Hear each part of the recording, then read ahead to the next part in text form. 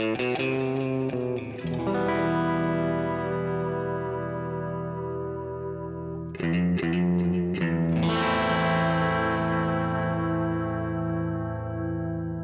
listening to Mark of the Maker.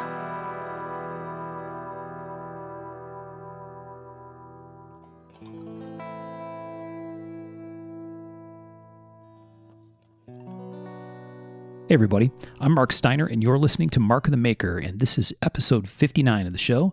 This is another interview episode, and we have a very, very interesting person we think you're really going to enjoy, and so we're really looking forward to this conversation. I think we're all pretty excited about it. So we have our usual crew of people here today. We have Mr. Michael Birch. Here. We have Mr. Tom Crine. Hey, guys. And hopefully we have Mr. Sean Kendrick. Hey, hey. All right. So we have an expert, a badass expert on arms and armor, someone we've talked about on the show before.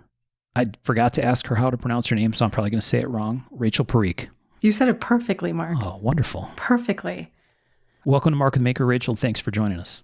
Thank you for having me. It's a pleasure and an honor. So I'm so excited to be here. We'll make you forget the honor part before long. You'll get over it quick. To have you. Yeah, very. Yes, we're very excited that you would join us. Really looking forward to this. Likewise. So Rachel's Instagram, we've talked about several times on the show, usually in the what cool stuff have we seen online or heard about since the last episode. And I think your stuff has come up many, many times as part of that because of all the fabulous objects that you share with your Instagram followers. So yeah, we're excited to hear about that. And more importantly, I think for us, and hearing how you even got into this, how did this happen? Because it's a very, very specialized thing, it seems like anyway. And we're really interested in your story because that's what we do with the show is tell people's story and then as part of explaining why we think they're very interesting. So many questions. Many questions. We do have a big list of questions, and just to help you feel extra uncomfortable, we have a chat going where we can converse about your answers to our questions. We typically I'll just sign off now. So this is great, guys. Thank you so much. We typically do not grade our guests as far as they know, but we do judge. Oh man. No, I'm kidding. We're nice. But guys, I mean, we talk about history a lot. Like We do a ton. The history of our small part of history of custom knife making. We're going to get to talk about the beginning at some point. This is amazing. This is very, very cool. It really is. Yeah, the stuff that I think as far back as our show has gone is what? Skagel? Yeah. Turn of the century. For the most part, and which is a tiny microscopic sliver of time compared to the kind of time span that we're talking about. Although I think Rachel might tell us that she's focused on a pretty specific time frame as far as her passion, but even that might be much bigger than what we're talking about.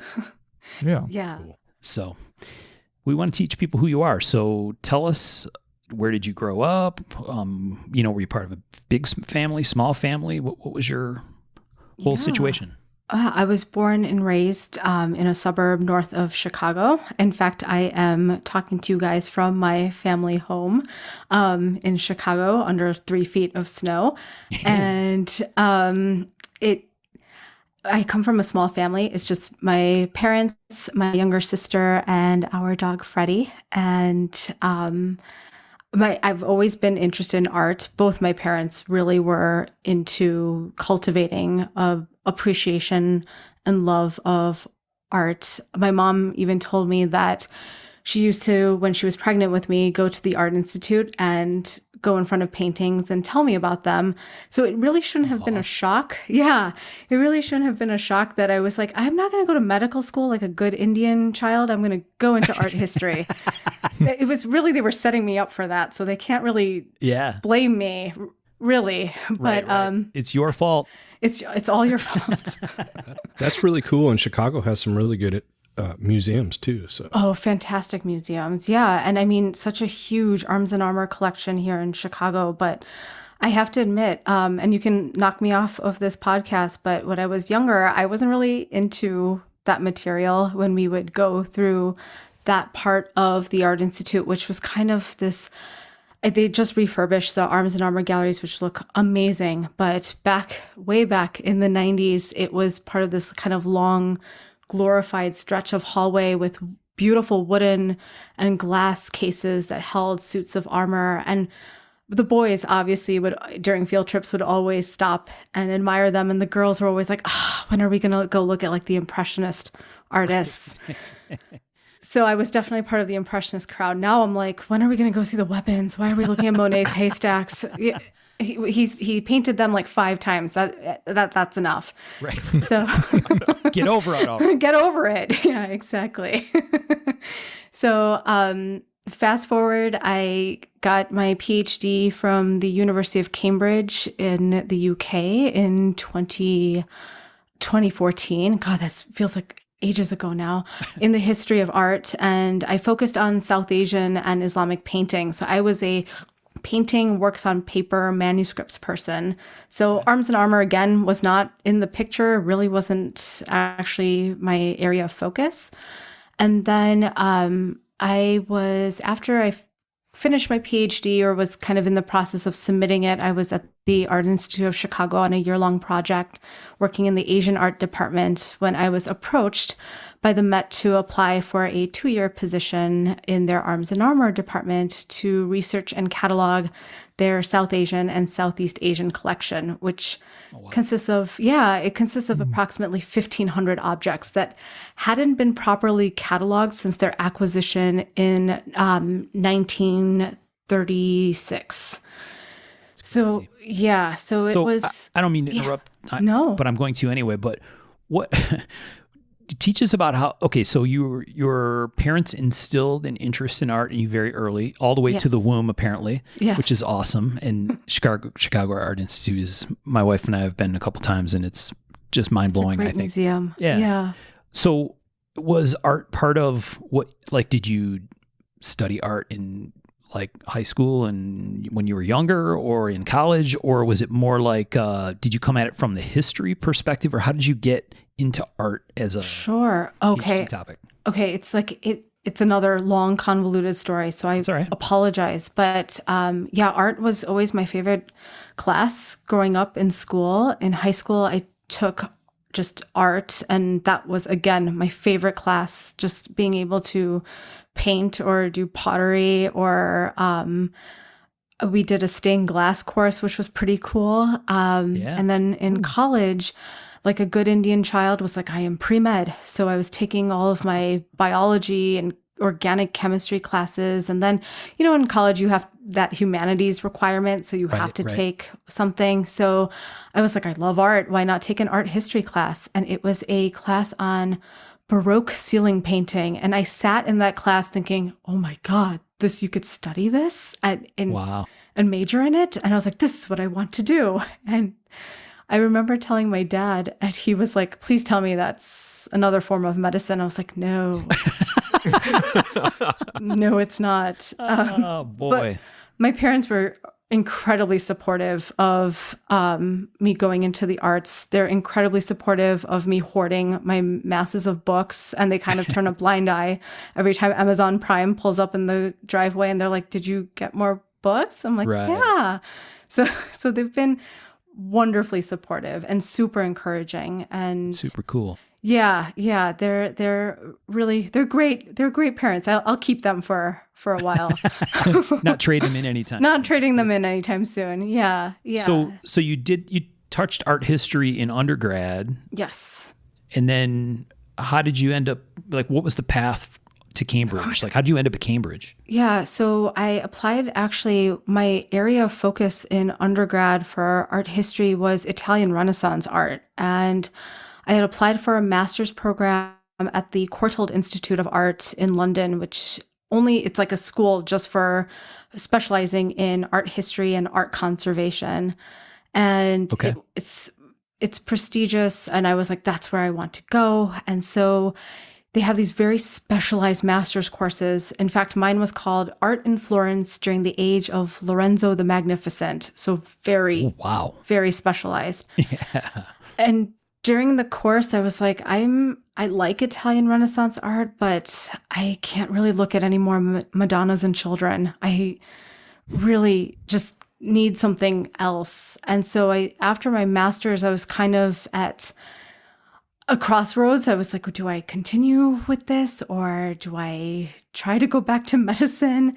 Right. And then I got a translation position at the British Museum, just doing some translation work on a couple Sanskrit manuscripts. And I just had this kind of aha moment where I was like, this is what I should be working on. I mean, South Asian, I am Indian, I am of South Asian descent.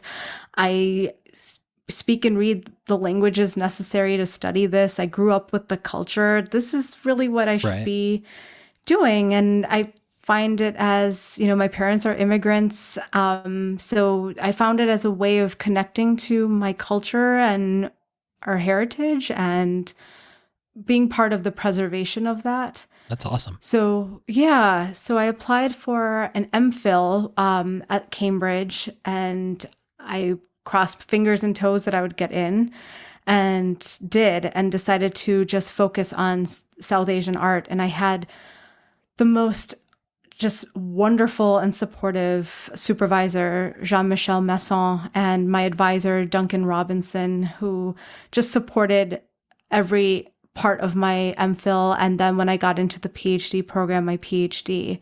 So they were just super encouraging, and whatever I wanted to study or research, they supported it through and through. So I had a really awesome, great graduate school experience. So an MPhil is a Master of Philosophy? Is that what that is? Okay. Yeah, it doesn't exist in the US. I mean, I'm not trying to diss Cambridge, but it's a very pompous kind of Oxford, Cambridge degree. Right. While you're doing those, is your end goal, I mean, do you have a career in mind when you're going through that, or is it mainly just the passion of learning what you're into at the moment? That's a great question. I kind of knew very early on that I wanted to work in a museum. I wanted to be a curator. I liked the idea of, rather than, for example, an academic or a professor, I liked the idea of working directly with objects, because I just find holding them in your hands, that sounded very creepy, but you know what I mean. Just being able to work with material for me is really important. And also just being able to disseminate knowledge and research to larger audiences, not like an ivory tower situation. That's really what appealed to me. And I grew up in an all-white community. Even in high school, it was predominantly white. And I felt like I was constantly having to explain aspects of my culture or heritage or religion. And I just thought, well, this is such a great way of doing that in a positive way through objects from my culture and its visual history. So that's where it really came from. Well, for me, it's like there's almost like a what's behind the veil type of thing with the museum. Was that a part of it too? Because it's like I go and I want to know what else is back there that I can't see or feel or touch or know about. There's always like a mystery to them. Oh, absolutely. And in many cases for museums, you only have a fraction of what is out on display. There's so much behind the scenes and so many different types of objects and materials from cultures and time periods around the world that you can have access to, and also be part of that group of people that put it out there on display and give access to many people. And now with, collections online databases that institutions like the Met have, you can have those collections at your fingertips, which is pretty exciting too. Yeah. That's really interesting because it's, I think it's, I don't know how to say it other than to say it's very cool that it's a cultural connection for you, right? That it's important from that perspective, not just because it's important pieces of history, literally, right? Actually, but also like there's a path for you, right? There's a line that connects back to cultural stuff for you. And I think that's fascinating. Do you see that other people have that same kind of draw, or not necessarily? That's a great question. I'm thinking of some of my friends, and yes and no. I think we all have this desire of being attached to cultures and promoting them, but I think for me, it's on such a personal level. Yeah. And just trying to kind of reconcile the two identities that I have, both American and Indian, and bridging them together in a way. So I think I don't want to say that my experience is unique, but it's definitely not only something that is fulfilling to me on a academic and scholarly level, but also on a personal one too. Just feeling just so connected to, where my parents are from and where my culture is from. So it gives me that nice link. Yes. Yeah. That's awesome. That's got to be satisfying. Yeah. As a job. Yeah, it is. It's rewarding in that way for sure. I think Michael was earlier when he was talking about not being able to touch the items, right? These historical pieces or pieces of art.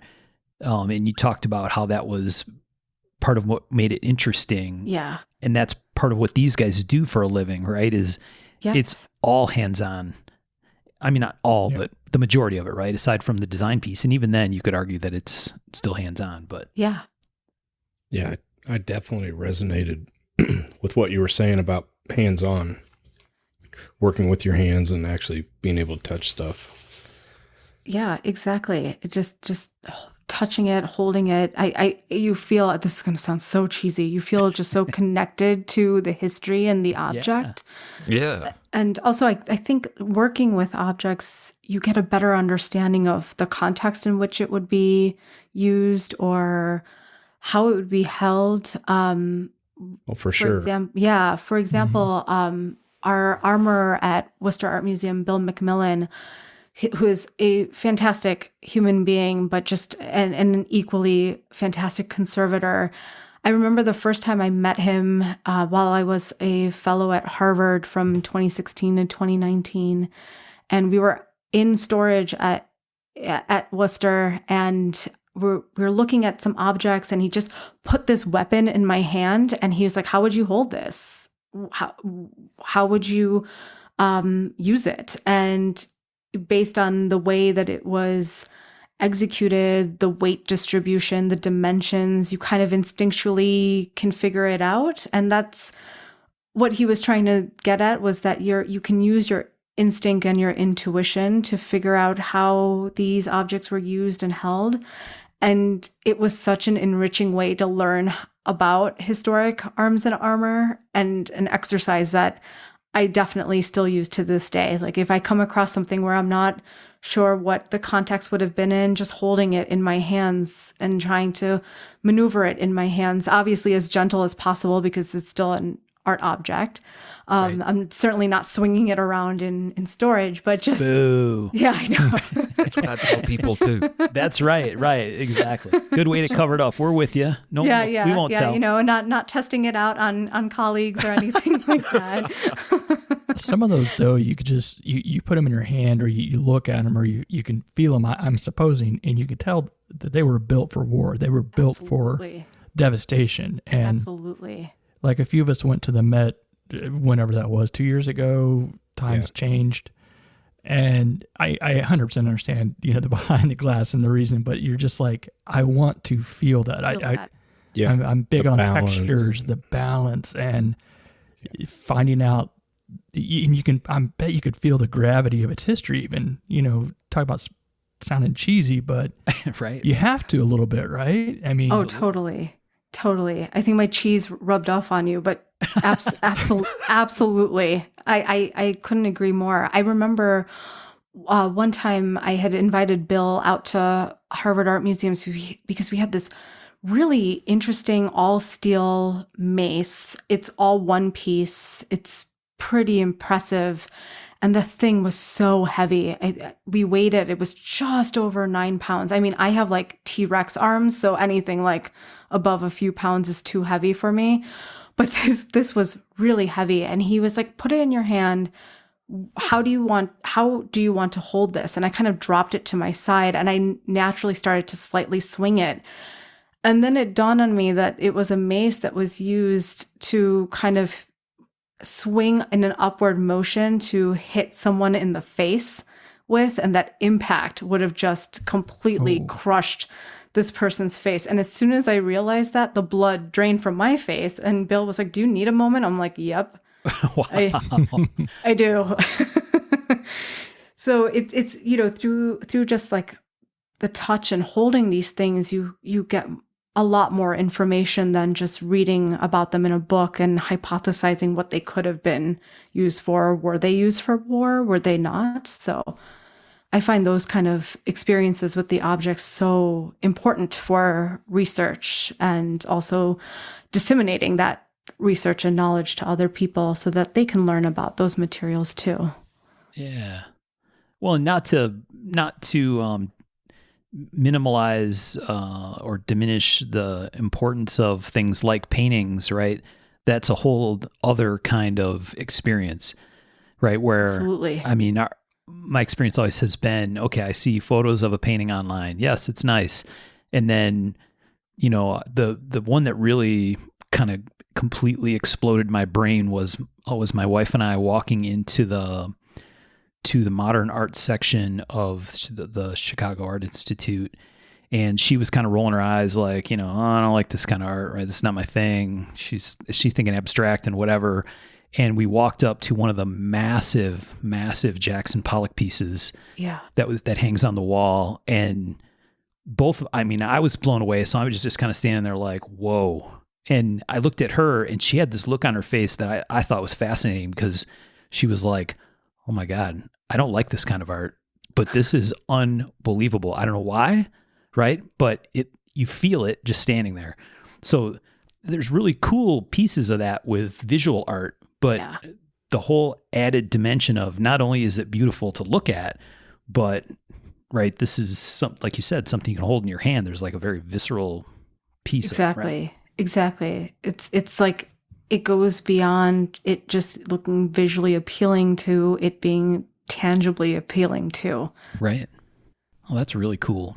It's kind of freaky, like you said. I've got a couple Bronze Age axe heads, and it's like you hold those, and it's like, what did these do? Yeah. Right. Yeah. Pretty crazy. Okay, so I was wondering how you got to Cambridge. You got to Cambridge because you were in the UK already because of your master's program that you did. Yeah. Is that okay? Yeah. And no British accent, obviously. It was like a defense mechanism. My Midwestern accent got worse. So nobody believes me that I spent like 7 years in the UK. And I'm like, no, I really did. I ate all of that really interesting food. But I just did not get an accent. Yeah, I'm sorry too. Right. Wow. Yeah. Because like the path, right? Oh yeah, I grew up in one of the outskirts of Chicago, and then I went to Cambridge. Like, whoa, okay. For most people, right? I think going to Europe to study is kind of a big deal, or like a whole game-changing thing. Was the idea of going to the UK, even for your master's program, was there attraction to it because it was so far away and somewhere different, or somewhere you were interested in? Yeah, definitely. That played a role into it. My parents and I came to an agreement where like I did my undergrad close to home, and then I can go anywhere for my master's. And I was like, really? Anywhere? And they're like, yeah, anywhere. I'm like, okay.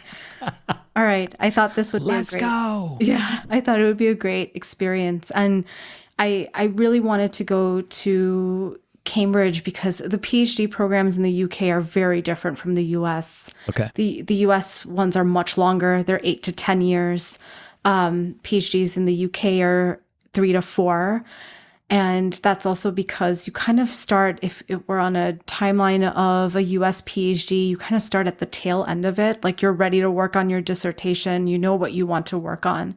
And I was really at that point. Okay. So I was like, well, I mean, I know what I want to do. So why not just stay here?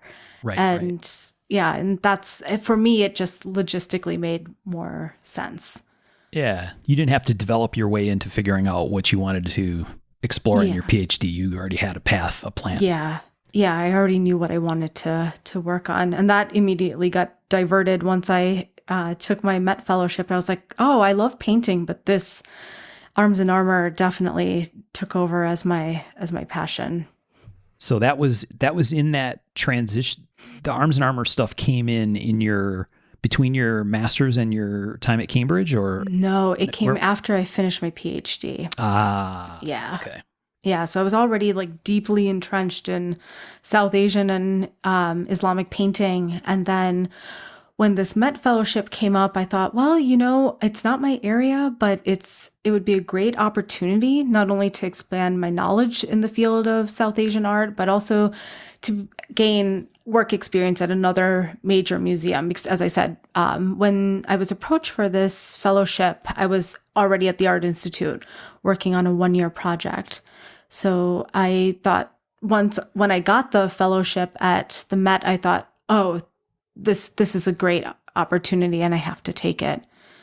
So I still wasn't, completely convinced that Arms and Armor was something that I really wanted to focus on. It was something that I was definitely interested in, but it did not really become my focus until one incident that happened at the Met. And I'm happy to go into it now if you would like me to. 100%.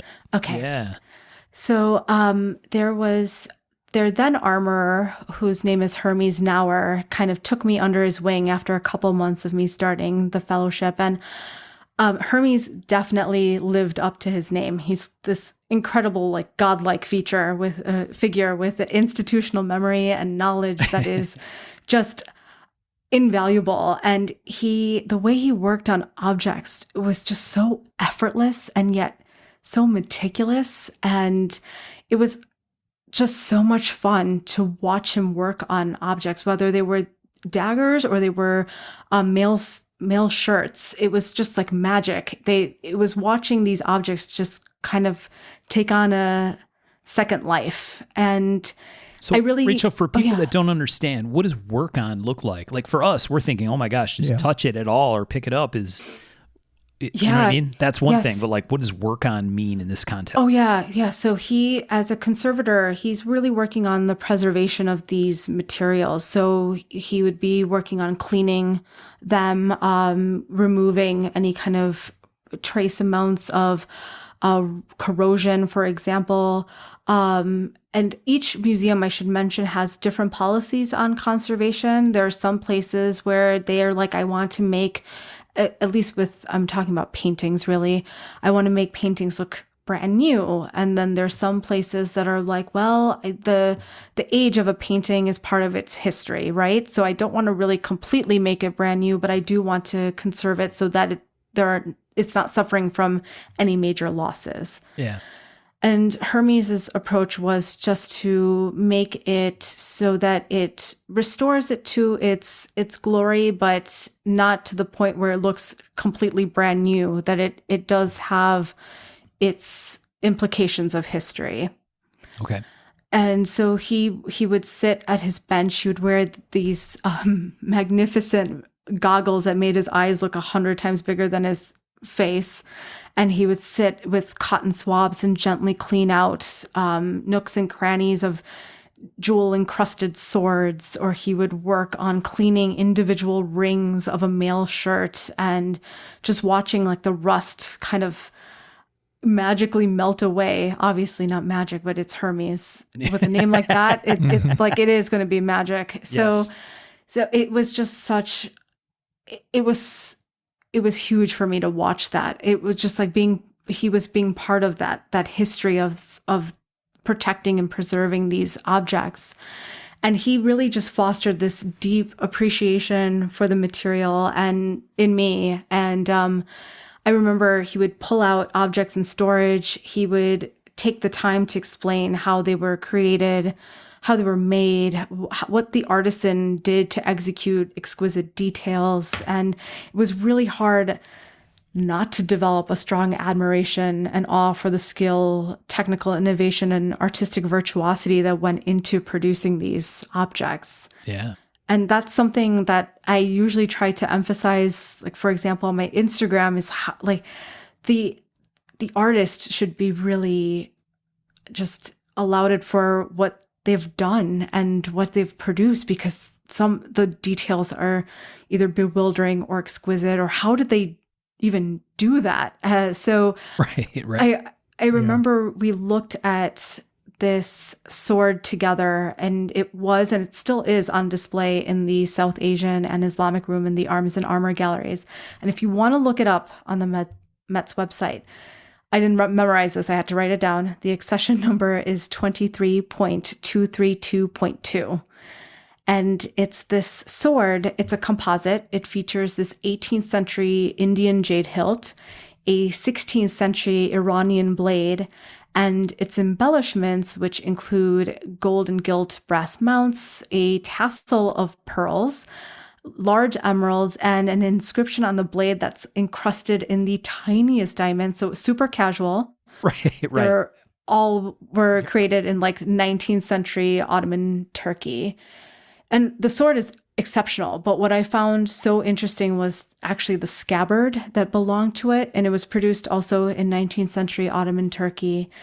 And it features at the top of the scabbard this large emerald that's surrounded by diamonds. And I think, if memory serves me right, it was probably the size of a nickel, maybe slightly more.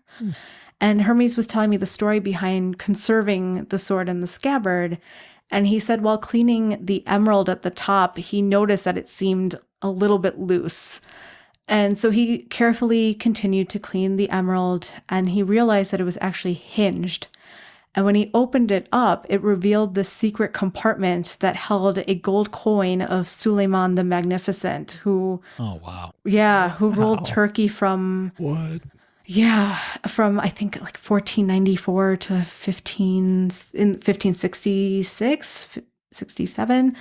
But that's not all. The underside of the emerald was inscribed with an inscription in Arabic that said, "According to God's will." Wow. And that, I think, blew my mind. I was just like, this is so beyond impressive, because emerald is such a brittle gemstone, and to have this ornately carved calligraphic inscription is just, I was speechless, which is very difficult for me. So I think that was the moment where I not only fell in love with Arms and Armor, but I also realized that that was something that I wanted to focus on as my specialty. Yeah. I also realized that I was a major hypocrite, because I usually, when I talk about my work, I always say, oh, well, I am focused on challenging misconceptions of South Asian and Islamic art and culture.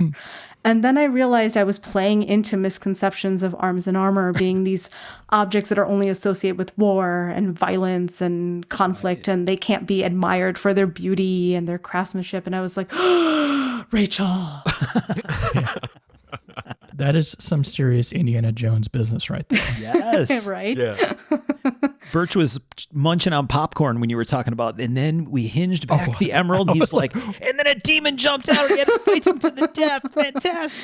No, that was a different sword, but this one, this one had a coin, which was, I was just like, this is, just a coin, not a demon this time. I know, but it was just, it blew my mind. And I was like, Rachel, like, you're such a hypocrite. These objects were not just used for war, and they're not just associated with war and violence and conflict. They were so much more off the battlefield, that they, were symbols of status. They represented a proximity to the ruler. They represented luxury, trade, and commerce. They were used as diplomatic gifts. They were part of religious iconography, especially for Hinduism. They play an important role in royal and religious ceremonies, and they're used in social practices like hunting. So I think that was when I had my like, whoa moment. Very cool. Yeah. And that's when I was like, this is what I want to do. This is my jam. So that piece is outstanding. I looked it up when you gave the number, and unbelievable. It's stunning. I mean, it's absolutely stunning. It's like, oh, if that's not all, it has a pearl tassel. Oh, and if that's not all, it has like a diamond encrusted inscription on the blade. And then you want some more? Here's a inscribed magic hinged emerald with a secret compartment. Like, it's so over the top, but amazing. Just the amount of artistic talent that goes behind it. And that's, I Yeah. think, what I fell in love with the most was just the technical innovation and the artistic virtuosity that went into making these objects. And I remember as I got more and more into arms and armor, and I would have conversations with fellows at the Met in other departments, and they're like, I don't really see that as art. And I'm like, wait a minute, you can see that tea set that's on display in the British galleries as art, but you don't see this as art? Like that, I'm going to have to use the sword on you now. This is the part where Seems Yeah. legit. this is the part where normally Birch would just whisper to himself, "Sick burn." The tea set, sick burn. What? Well, just the craftsmanship alone, when you look back at what tools they had available, you probably don't know what we have available now, but it's a lot of tools, everything you can think of to create these pieces. And it's humbling and frustrating to see, to realize these were absolute masters of the craft in so many different ways. And I feel like I'm just making a shank most time when I look at stuff like that. Right, prison shank by Yeah. comparison. But it's a foldy shank. Yes. Come on. Sean's demanding a little respect back there, Birch. No, and I think even with modern techniques, a piece like this is outrageous, right?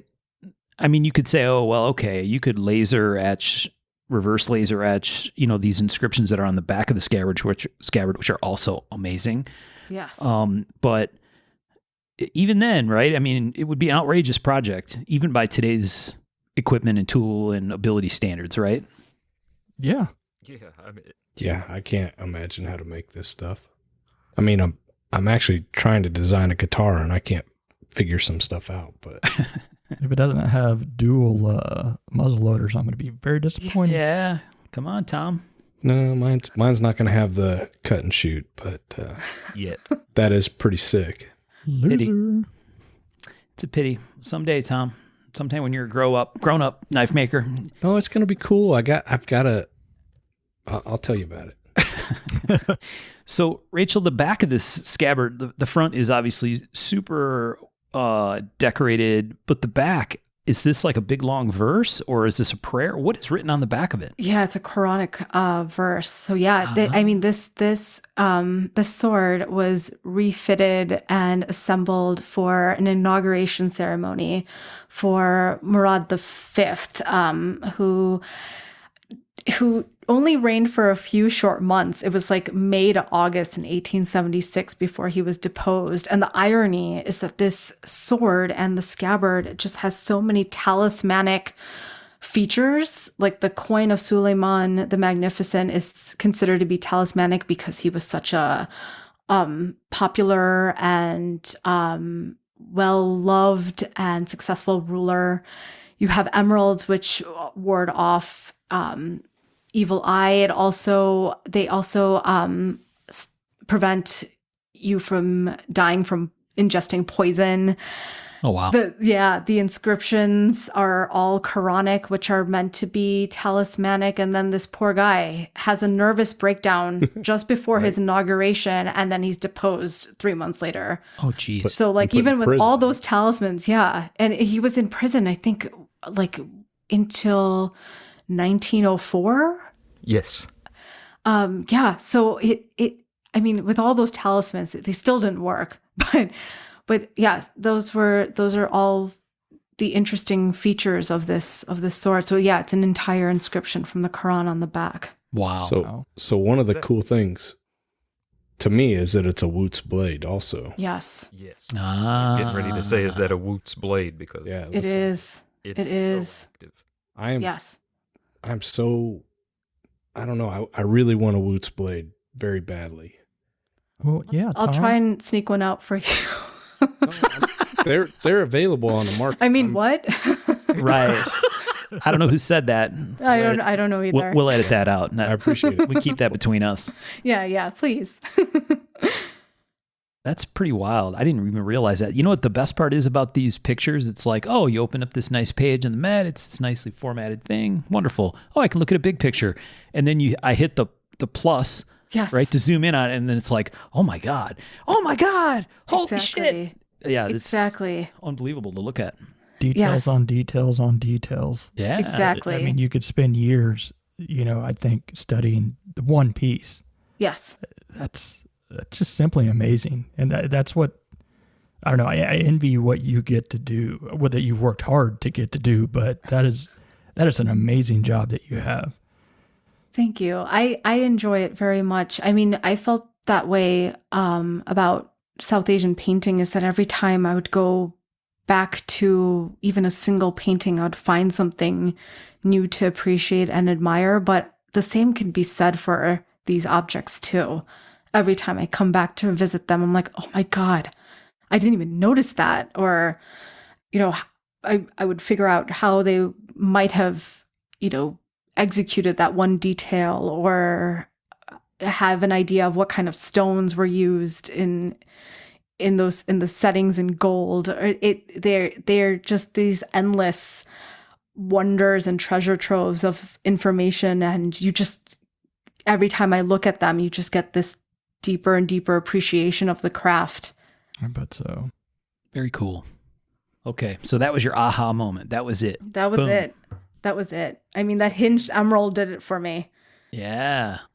Yeah. Were you hoping it was poison under it? Because I was hoping I was it kind of poison. hoping, yeah. Yeah. I was kind of hoping it was like this, like a poison ring, but it's a poison sword. Yeah. Yeah. That would have been pretty awesome. Take out and dab down the edge of the blade, real Exactly. Exact- Right? Exactly. Exactly. What if it was just filled with essential oils? Essential. It has lavender in there. To heal everybody. Yeah. Yeah. Patchouli. It's. Yeah.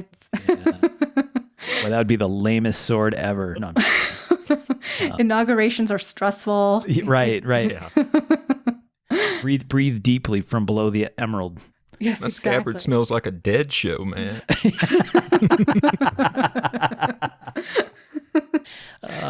Fantastic. Okay, so you're at the Met. You went there kind of on okay, I should go do this because I can build my resume and it looks cool and it sounds interesting and it's kind of along what I'm interested in. Yes. And it like, kapow, your brain explodes and now you're like all in on Yes. this stuff, right? Yes. So where does it go from there? So then I think in the process of cataloging all of those objects, just really started doing deep dive research into it because, again, it wasn't necessarily my area, but I was like, this is what I want to do. So I tried to read up on as many texts that were out there and really just also work with the objects. What's a blessing and a curse about the field of South Asian arms and armor is that there is virtually very little scholarship. I mean, it's not like European material where they have the mark of the maker and they have right. an archive where they can find out information. They have like a diary from like the artisan's wife that wrote about this. Like they have everything. Yeah. And with South Asian material, that's not the case. There's very little written record of material that you could use as a primary resource. And it's kind of like the Wild West in a way that like you're just kind of trying to figure out what are the best ways of figuring out this material and kind of Sherlock Holmesing the situation. Like, how did this come together? And a lot of it has to do with other types of visual evidence, where this is where background in painting kind of helps, is looking at different types of artworks like painting and sculpture, architecture, to see if you could find representations of weapons, to get a sense of, okay, where were they created geographically in the region? When did they start coming up in paintings, for example? What century? So then we know, okay, this, for example, this like style of Katara was definitely around in the 16th or 17th century, as it keeps popping up in paintings of that period. So it's so exciting, but at the same time, you're kind of like, I don't have that net of archival information to fall back on.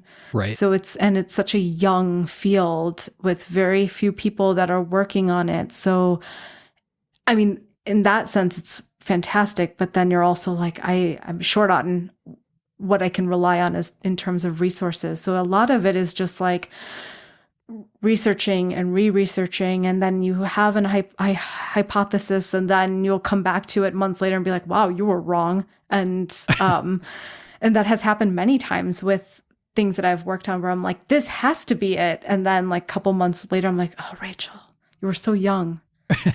So naive. So foolish. So full of shit. Right.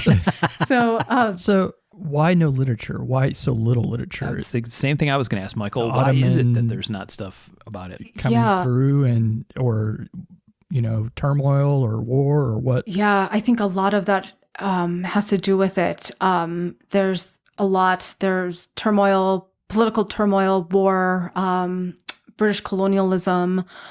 There are also a lot of these artists were generational artists, so they'll pass down their trade generation through generation by word of mouth. So they weren't writing anything down; they were teaching.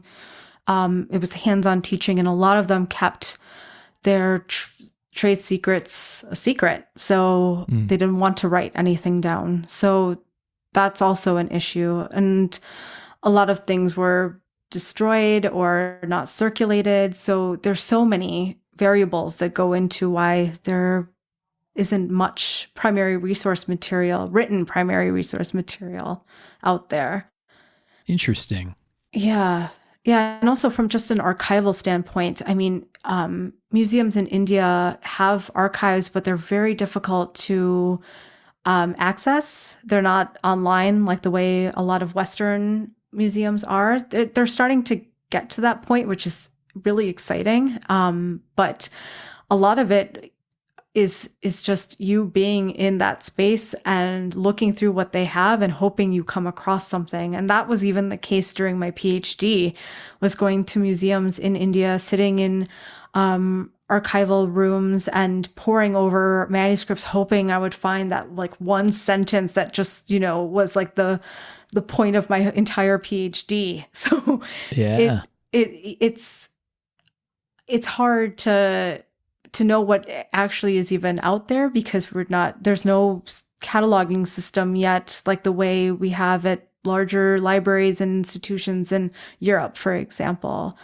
So there might be primary resource material out there. It's just not accessible, or people haven't discovered it yet. Right. Right. That just means there's so much for you to be able to discover. That's got to be kind of frustrating yet liberating and exciting at the same time. Exactly. The thrill of the hunt. Exactly. Yeah. It's a double-edged sword, pun intended. Oh, well played. Thank you. I've been waiting all night to use that joke. I was just going to say I was waiting for that moment to use that. And I'm like, now I'm done. It was like a perfect place. She's got a checklist of sword and knife jokes on her notepad in I have front of her. a list of puns. I work these in one way or another.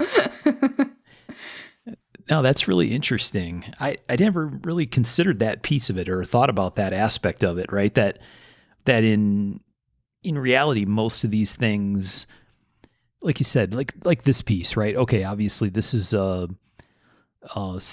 maybe a ceremonial piece. Obviously, clearly a functional piece of it needed to be, right? Yes. But really a ceremonial decorative piece. Exactly. But when, your empire gets taken over by the neighbor's empire, right? And they burn everything to the ground and whatever, then archival material is probably hard to come by. Exactly. And even this sword is such a great example of that kind of dissemination. Like I said, the hilt is 18th century India. Like, how did it end up on in a Turkish inauguration ceremonial sword? Like, right. That is the result of Nadir Shah of Iran sacking the Mughal treasury and it being circulated in Iran, and then through war and trade circulated in Turkey. So then you end up with this composite sword that has an Iranian blade, an Indian hilt, and these over-the-top decorative fittings that are Ottoman Turkish. So that sword in itself represents so many different kind of microcosms in history to make up its whole object, which is also so intriguing in its own right. Yeah, for sure. Yeah. Some of his parts from history and it's like literal parts. They're just pretty amazing. Exactly. Yeah. Exactly. But Yeah, it's a really exciting but frustrating field for sure. And I remember having this conversation with Francesca Levy, who is the arms and armor conservator at the Royal Collection Trust. And we did this lecture together on the Qatar for Lorica clothing. And We watched it. Yeah. Oh, yeah, standing O, by the way. Fantastic job for both of you. Thank Right. you. That means a lot. But in the process of putting it together, Francesca and I were like, what are we going to talk about? Because there's so many like I don't knows, and Right. she's like, it's not like people who work on European arms and armor where they're like, I can talk about this suit of armor for 4.5 hours, and I can tell you everything. And Francesca and I are sitting there kind of shrugging, like, it could be this, could be this. 18th century, could be 19th, Right. maybe North India, it could be Central India. So we constantly talk about that issue. And she was like, there was obviously the Lorica clothing lecture series had scholars working on European stuff. And she's like, man, they have like all of this information. And we're just like, I don't know. I was like, it's that's our funny. field, Francesca. It's okay. Right, It's okay. It's a young field. But yeah, we definitely felt a bit naked in that because we were just like, oh my God, we can't talk about, we can talk about one object for 4 hours, of course. But like in terms of the context and who made it, it's most of the time it's like, we don't know. Right. Yeah, I thought you guys did a good job with a point that you made a little while ago about using artwork from the era to help demonstrate or understand either the function or how it was carried or whatever, right? I thought that was really interesting to see you pull that piece in. It makes tons of sense, you know what I mean? And once you do it, it's like, oh, okay, that makes sense, but not someplace my brain would normally go. Yeah. And you have to get really creative with the types of things you consider as evidence. So you don't have the written diary of the maker talking about that particular sword, but you do have a painting that shows a very strikingly similar sword. Right. So that can be something that is used to help you understand the context in which it was made or how it was carried or when it kind of was the time it was produced. So, and as someone with a background in painting, I kind of love going back to that and using that to bridge the two together. And it's it's nice reciprocal context in a way that you can inform the painting by like saying, well, this is what he's carrying, this is what he's using. And then in turn, for the weapon, for example, you can say like, well, it's featured in a painting from this period in this region, and they were using it this way, or they held it this way, or carried it this way. So it's nice combining the two together. Yeah. Yeah, you didn't have to walk away from it to go do this. Exactly. Right? You're able to pair them together, which is really cool. Yeah.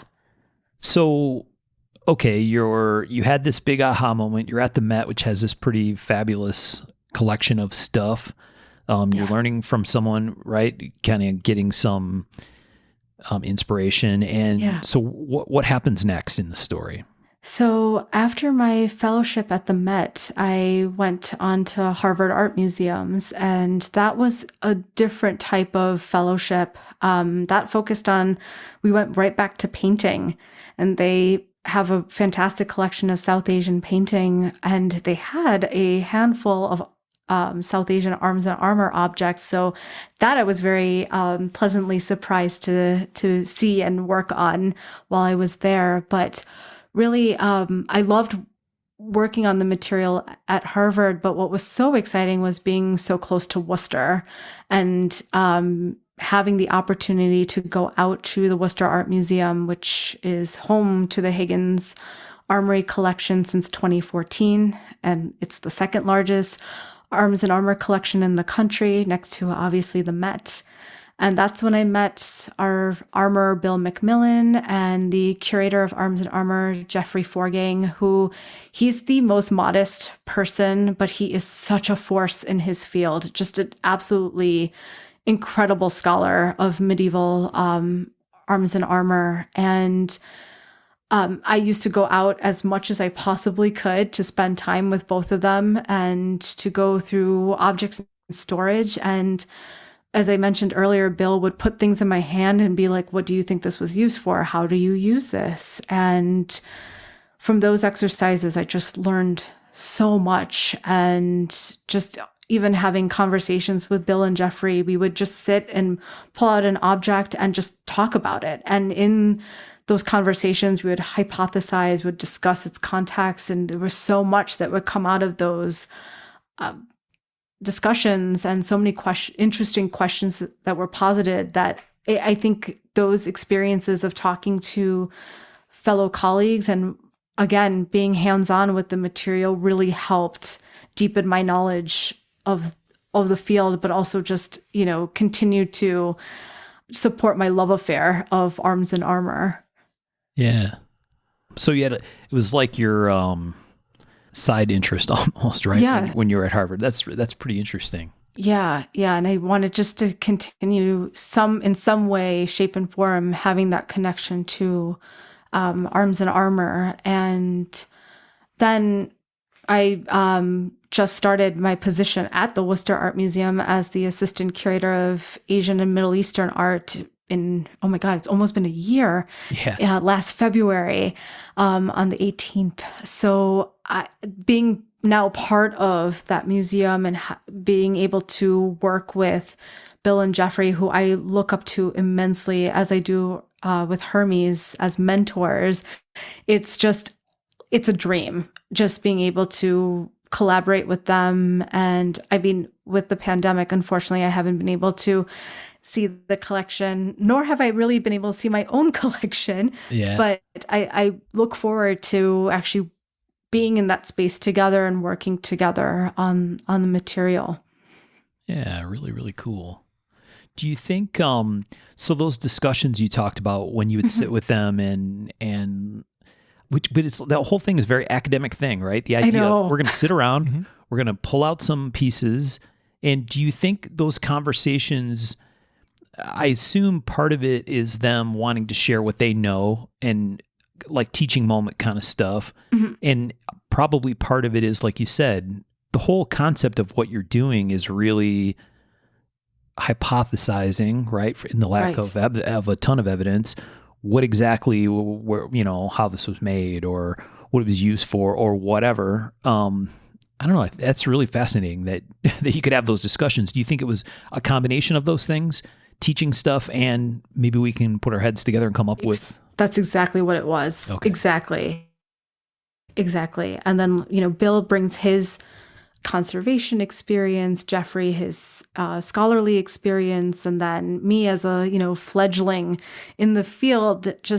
But yet they treated me with such respect and really wanted to listen to what I could bring to the table, especially when it came to South Asian and Islamic material, that it just fostered such a wonderful environment of just sharing knowledge, and just also this very comfortable space of asking questions, which I definitely asked my fair share of stupid questions. And I'm sure they were thinking in their head, like, who is this girl? But they handled it very well. I mean, their poker faces were impressive.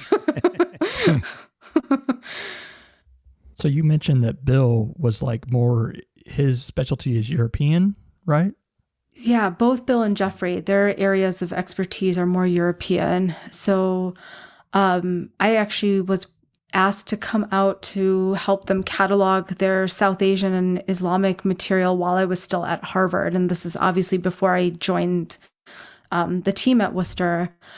And the three of us sat in storage. We pulled out every South Asian object that they had, which was a dream come true for me. And we would just go through it. And I would sit there talking about what I thought were, the dates for an object, what region seemed more likely. If they had an inscription, I read it.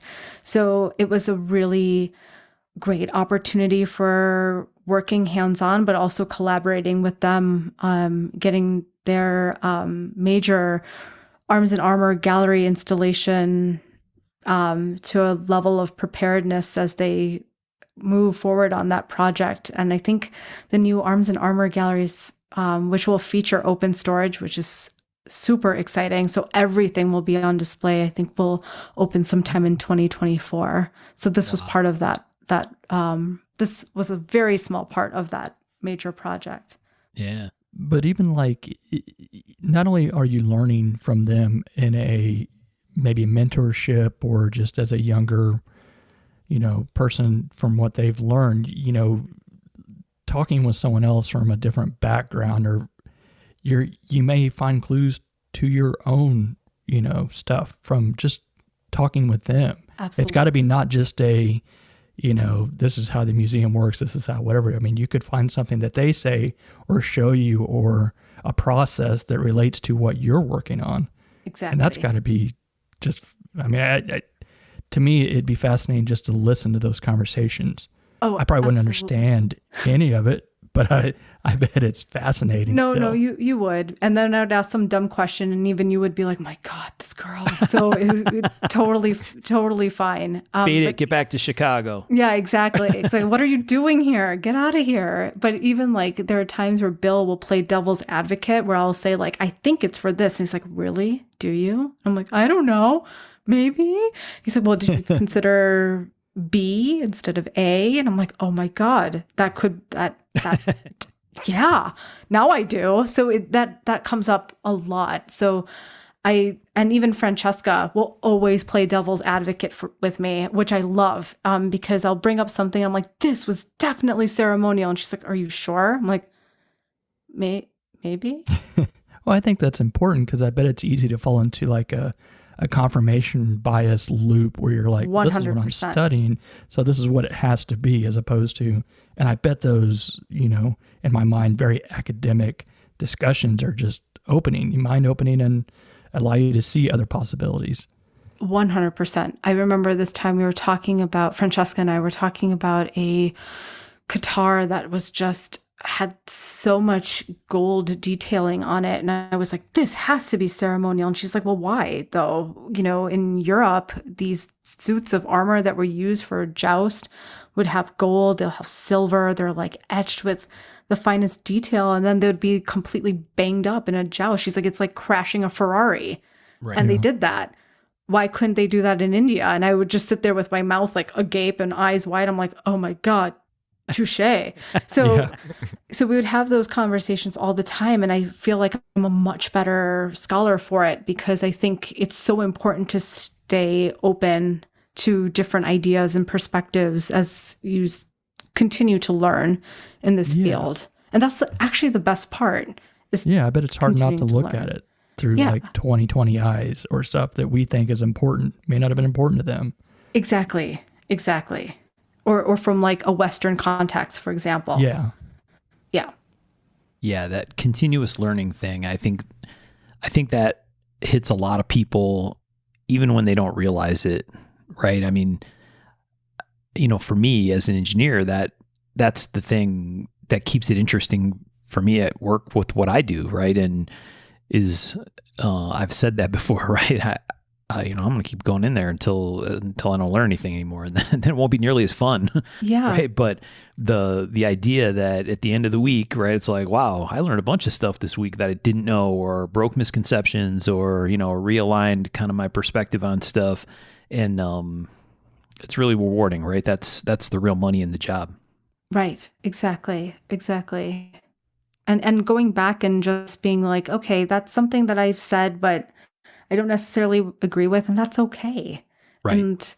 And research is, I think, one thing that people forget, at least in, art history, is that like when you write something down, it's not like set in stone. It doesn't have to stay that way. You can go back and say, hey, I was wrong. And, I researched this more, I looked into it more, and here's some more study on it. And that's the beauty of what we do, is that it can evolve.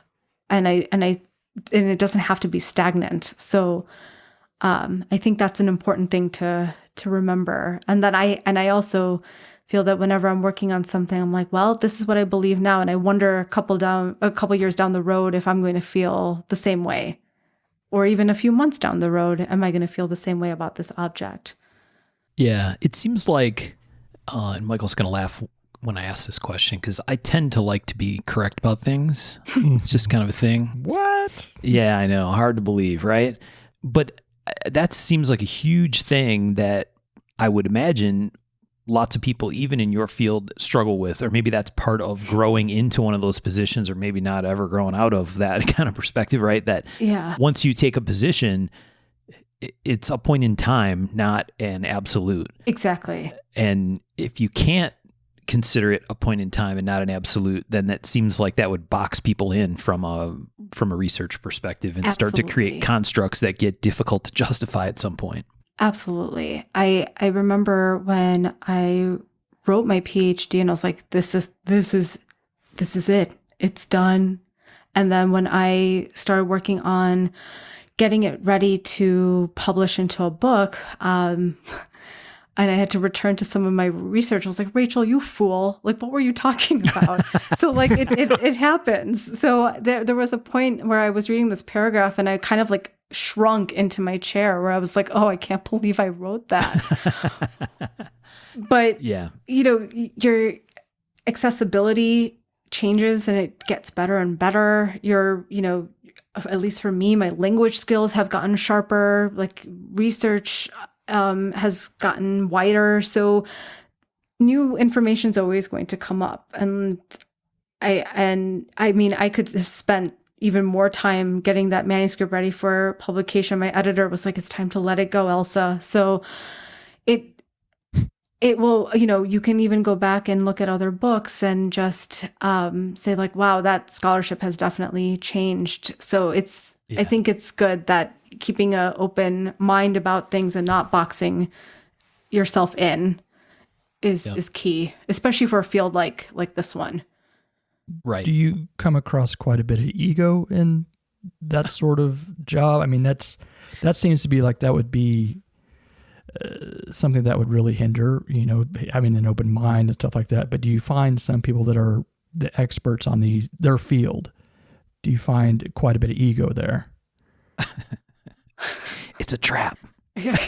Well, not. I'm like slowly taking the sword out in defense. The trap. Slowly putting it back into my scabbard. Right. Yeah. I think you could say that for any field, right? That you'll find people that have more of an ego than others, or people that are more humble than others. So I think it's everywhere, really. But I personally have taken the stance of like, this is such a new field and I am growing with it in a way. So I also have to be very flexible and open to changing my opinion, and it's okay to be wrong because Rachel is usually always right. well, that's the attitude you want from someone in that field, and it's like exactly, and that's what you hope everyone has is like, I could be wrong because that's part of it. Exactly, we're learning all the time. Exactly, and like I will fully admit I am a perfectionist. I have a very annoying type A personality. I'll say that about myself. If we invited my family into this podcast right now, they'd all say yes. It is true. And not just yes, but oh, hell yes. Yes. And then they'll take over and talk about it for another hour. So maybe that's a potential future episode. Exactly. So I think for me, it was like entering this field, I had to say to myself, it's okay to be wrong and it's okay to change your mind. And once I kind of adapted that way of thinking, it was so freeing, so that now I can just really enjoy researching what I'm doing and be okay with going back to things that I've worked on and changing them. And I only see it as an improvement.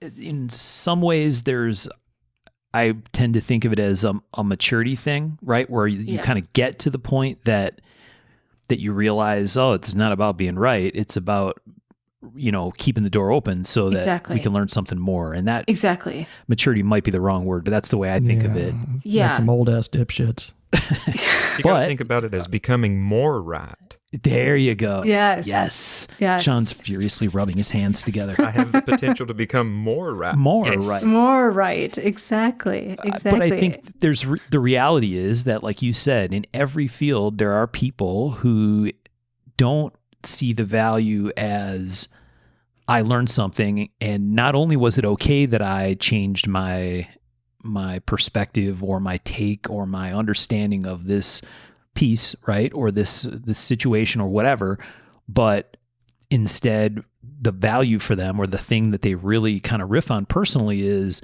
I am the expert, right? And that's where, where in every field it can go horribly wrong, right? Right. I say horribly wrong, but whatever. I mean, that sounds judgy and probably is because Sean's with me, but, but you know, I don't know. Like I said, I tend to think of it as a maturity thing, but people who are required to be important might not feel that way. Yeah, I see it as like it's bigger than you. It's about contributing to a much larger thing than you. And some people can get past that. And some people are like, what do you mean? It's just me. It's all about me. It always has been me. But I think for a field like this, it's so important to keep the mindset that, you know, it's bigger than the individual scholar and that we have to be open to things changing, and we also have to be open to working together and collaborating and figuring things out together, because for a field like South Asian Arms and Armor with so very little primary resources, it's talking to other experts in the field, or whether they be scholars, curators, or conservators, and working together to figure out the history of these objects. Yeah. Very cool. I think, okay, so that was a long trip around the barn, but it was really interesting. So I have to ask some caveman questions, because I'm sure I'm not alone. Scholar, conservator, curator, for the non-museum people, what does that mean? Okay, so a conservator is the one that is working on an object. They're the ones that will work towards the preservation and the maintenance of a collection. So they are the ones that have the scientific background. They're the ones that are treating objects by restoring them or cleaning them, putting things back together that have been broken. So they're really the hands-on, and they have this incredible scientific knowledge and skill of techniques and also materials. So they're the best people to talk about materials and how certain things were executed, like decoration or even the entire object itself. Right. A scholar is someone that could also work in a museum, but they are very academic. They're more research-based. They're not really in front of objects as much. They're not as hands-on. And they're usually associated with an academic community. So they're like professors. And they obviously are doing and conducting their own research. They all have their own specializations. They're publishing.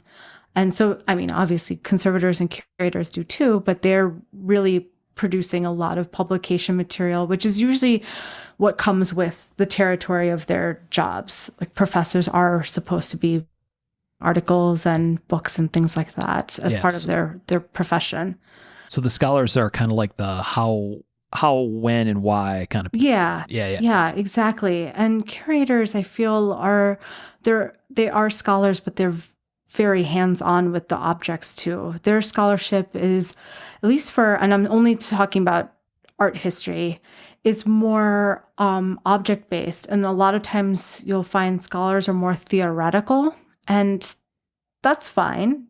But a lot of times it doesn't apply to certain fields, like, for example, South Asian Arms and Armor, or even South Asian art, for example. Like applying Western theory to a non-Western field kind of doesn't really work. So don't tell anyone I said that. Well, I just did, but that's okay. So no, it's okay. Nobody listens to this shit. It's out there. Yeah. It's out there. It's fine. I stand by it. So, as I pull out my sword. Right. So Freddie's behind her growling. growling, that's exactly, right. exactly. Fierce, just so you know. Fierce. He's small, but he's fierce and mighty. So don't let those little corgi legs fool you. His full name is way. Freddie the Magnificent. Exactly. Yeah. Exactly. So curators are very object based. They also publish, but they also have, I feel, a responsibility to put out research and information so that everybody can access it. And they work towards putting out exhibitions or rotating objects in galleries so that objects have an opportunity to be showcased. People have an opportunity to see them. And the labels that accompany them are most of the time written by curators or assistant curators or fellows, which is what I did as a fellow. And they would have information for the public to understand more about the object or the history or the context of it. They also give talks in museums. They write exhibition catalogs, or they'll work on their own research. Like, for example, for me, I love putting myself through writing. I think I'm a masochist in that way. So I love publishing.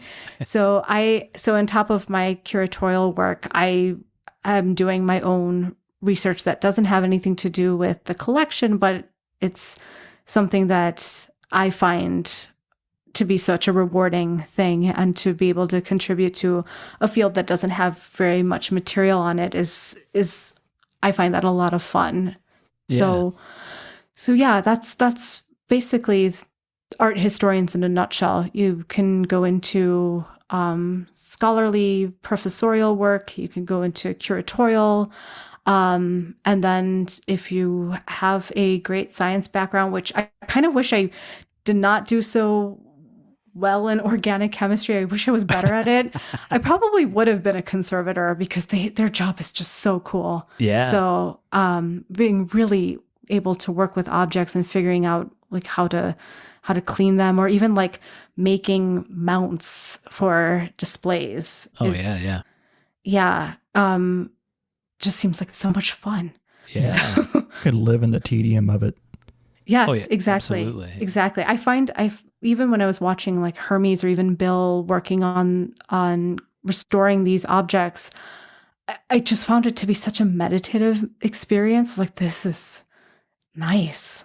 You're just sitting here, with this object, and you're part of that history, and you're treating it, and you're cleaning it up, and you're giving it you're breathing another life into it. And it's such a rewarding thing, and it's so physical, right? You get to see the before and the after. Yeah. And I always pester Bill to send me before and after photos, which I sometimes post on Instagram. I recently posted a time-lapse video of a shield that he Saw that. Yeah. And you could just see the silver come out of like nowhere. It's like magic. And he makes it look so effortless, even though it's when you're good at what you do, you can make it look effortless, is what my mom always says. Every time we watch every time we watch the Winter Olympics and we'd watch figure skating, and some figure skater would do a triple axel, and it's like beautiful and it looks so easy. She would always say that, but it's so true. Yep. So your work at the Met and then at Harvard is different than your role in Worcester. Is that right? Did I understand that correctly? Correct. So explain to us what the difference is. Again, for people that don't understand how all this works, right? That's the perspective. We obviously know, obviously we're cool, but those dorks at home, they might want to know. No, that's fine. Even sometimes I'm like, what do I do? So it's totally fine. Who am I? What am I? I'm trying to keep Tom from asking you, do you actually have a job?